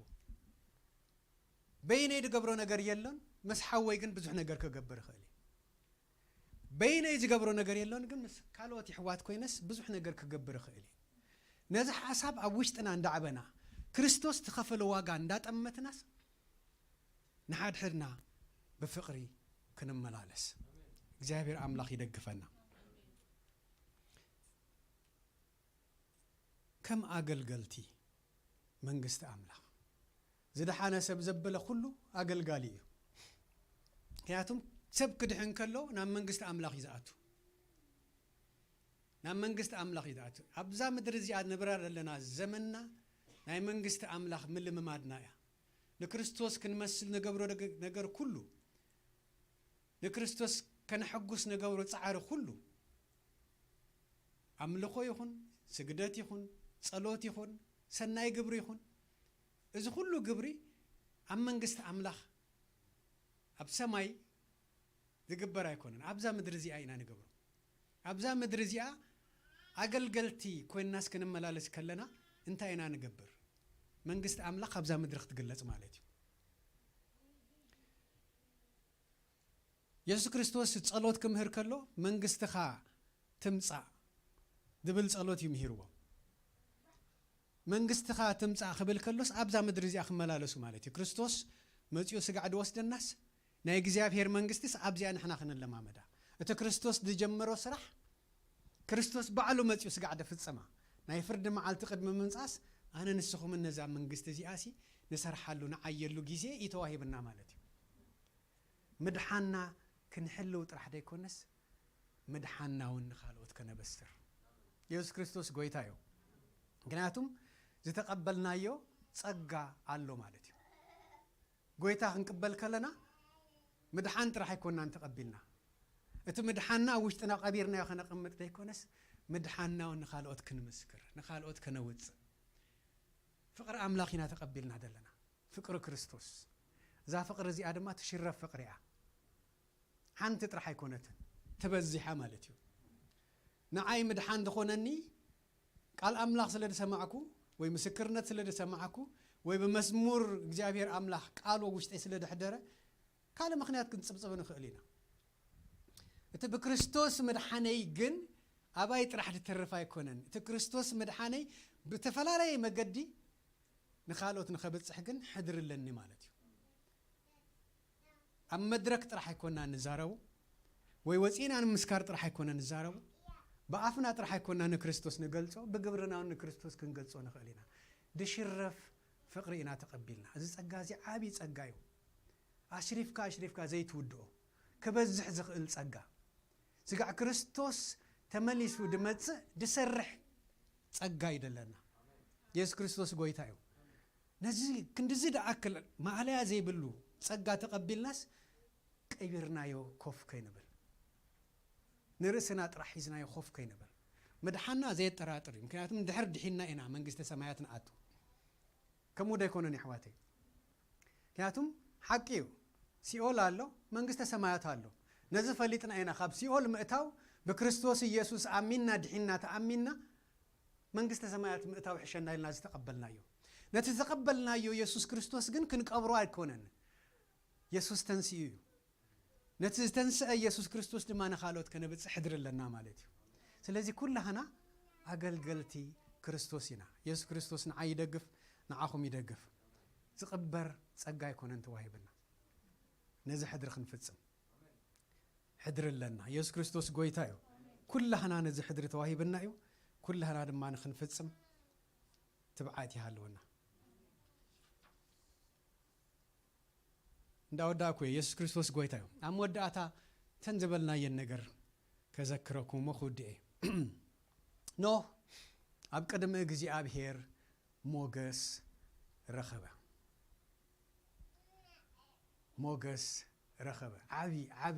ዓብይ ህያብ እዩ ሞገስ ካብ እግዚኣብሔር ዝረኸበ ድማ ብቅንዕና ክመላለስ ትብዓት ኣለዎ ብፍቕሪ ኣምላኽ ክመላለስ ሓይል ኣለዎ ኣብ ውሽጢ እዩ ዘሎ ማለት እዩ ስለዚ ኖህ ነዚ ሓሳብ እዚ ኣብ ውሽጡ ስለተቐበሎ ሞገስ ኣምላኽ ከም ዘለዎ ስለተቐበሎ ንእግዚኣብሔር እንዳደለየ ሓሳብ ኣምላኽ ሓሰስ እንዳበለ ምስ እግዚኣብሔር እንዳተመላለሰ ሓሳቡን ሓሳብ እግዚኣብሔርን ክመዓራረ ሓደ ዳይሬክሽን ንኽኸይድ ምእንታን ዝፀዓረ ሰብ ብእግዚኣብሔር ዝተመስከረሉ ሰብ ይነሩ ካልኣይ ኖህ ብግብሩ ፍጹም ኮይኑ ይነበረን እግዚኣብሔር ኣምላኽ ጸዲቕካ ረኺበካ ዝበሉ ሓቐንኡ ርዩ እዩ ግን ናይ እግዚኣብሔር ኣምላኽ ምስክርነት ዝረኸበ ኖህ ካብቶም ካልኦት ሰብ ብምዃኑ ጥራሕ ሓጢኣተኛ እዩ ምክንያቱም ኣብታ ምድሪ እቲኣ ብኣዳም ዝኣተወ ሓጢኣት ኣሎ ፍጹም ኮይኑ ይኮነን እግዚኣብሔር ኣምላኽ ግን እቲ ድመላለሶ ዝነበረው ነገር እንዳረኣየ ኣብ ቅድመይ ጻድቕ ኮንካ ረኺበካ ዝብል ምስክርነት ይቦ ዋው እንታ ዘይብልካ ጻድቕ ብእግዚኣብሔር ከምዚ ድመሰለ ውዳሴ ክቕበል ከሎስ ክንደምንታይ ዘቕንእ ሰብ እዩ እግዚአብሔር አምላክ ንዓይን ዓኹምን ከምዚ ዓይነት ምስክርነት ክህልወና ይርዳአና ይደግፈና ሞኒ ኣብ ቅድመይ ጸዲቕካ ረኺበካ ኢሉ እግዚአብሔር መስኪሩሉ ንዓይን ዓኹምን ድማ ጽድቅና ክርስቶስ እዩ ትመስቀል ዝተኸፍለ ዋጋ እዩ ንዓይን ዓኹምን ጻድቕ ኣቢለና እምበር ግብርና ወላ ሓንቲ ጽድቂ ደቁፅር ነገር የብልናን ክንውለድ ጀሚርና ኃጢአተኛ ኢና ካብዲና ማህፀን ክንወጽእ ከለና ኃጢአት ገበርና ኢና ብግብሪ ይኮነን ግን ብውርሻ ካብ አዳም ስለተወለድና ኃጢአተኛ ኢና ነርና ክርስቶስ ኢየሱስ ግን ዋጋ ከፊሉ ጻድቕ ገረና እሱ ኃጢአትና ወሲዱስ ኃጢአት ኮይኑ ኣብ መስቀል ዋጋ ከፊሉ አነ ንስኹምን በሓርነት ክንመላለስ ገበረና ኢየሱስ ክርስቶስ ጎይታ እዩ ጥዑም አምላኽ ይዘለና ከምዚ ደኣ መሰለ ዋጋ ዝኸፍል ፍቅሩ ዝህበና ኢየሱስ ክርስቶስ ጎይታ እዩ ጽድቅና ክርስቶስ እዩ እግዚአብሔር ጸዲቅካ ካበለና ስንታይ ነደሊ ሰባት ደላም ይበሉ ክርስቶስ ግን ጸዲቅካ ኢኻ ጽድቅ ኾንካን ጽድቁ ኸይነልካስ እስኻ ጻድቕ ኾንካ ኢኻ ኃጢአትካ ወሲድስ ኣብ መስቀል ሸንኪረዮ ካበለና ስንታይ ነደሊ ስለዚህ ንክርስቶስ ክንመስል በመንፈሱ እግዚአብሔር አምላክ ይደግፈና ኢየሱስ ክርስቶስ ጎይታ እዩ ኩነታት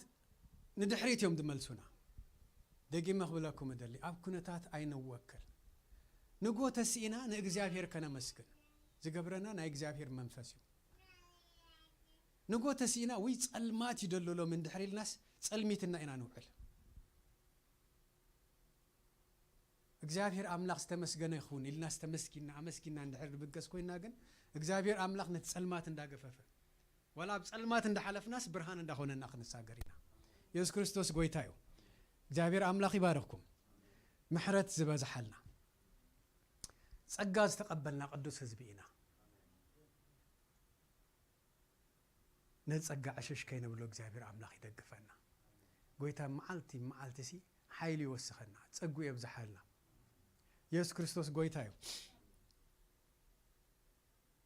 ሞገስ እግዚአብሔር አብልዕለኩም ይሁን ክንውድኢና እግዚአብሔር አምላክና ነመስግነካለና በዘጥዑም ቃል ስለተዛረብካና እግዚአብሔር አምላኬ በኹነታት ከይነወሰድ ንዓኻ ግን በመስጋና በቅድሜኻ ክንቀርብ በቃል ካለሙ ስለተዛረብካና ከምቲ በጸሎት ክንጅምር ከለና ጸዋዓኒ ክሰምዓካ حدش نجر دم آخر إيكاي قبل كنا قال እግዚአብሔር አምላኬ አብት መንግስት ኻን ሰርሕ ከለና አብዝ በድሪ ኸለናስ እግዚአብሔር አምላኬ ስኻ ምሳናት ሰርሕ ከም ደለኻ ስለደረጋግጽ ካልና ወእግዚአብሔር አምላኬ ጽዲቅካ በክርስቶስ ኢየሱስ ዘደሐንካ ኢኻ ኢልካ ካብ መስከር ካልናስ ንጽድቅ ስራሕ ድማ ክንተብዕ ስኻ ክድግፈና ጽልያለሁ ወእግዚአብሔር አምላኬ ትስድኻ በክርስቶስ ኢየሱስ ደሃብካና ጸጋ ዝሽረፍ ጸጋዩ كين قبرو دقفنا እግዚአብሔር አምላኬ ንኻልኦት ምድሓን ክንከውን ባሪኽ ካና ይኻም እግዚአብሔር አምላኬ ንበረኸት ድማ ክንከውን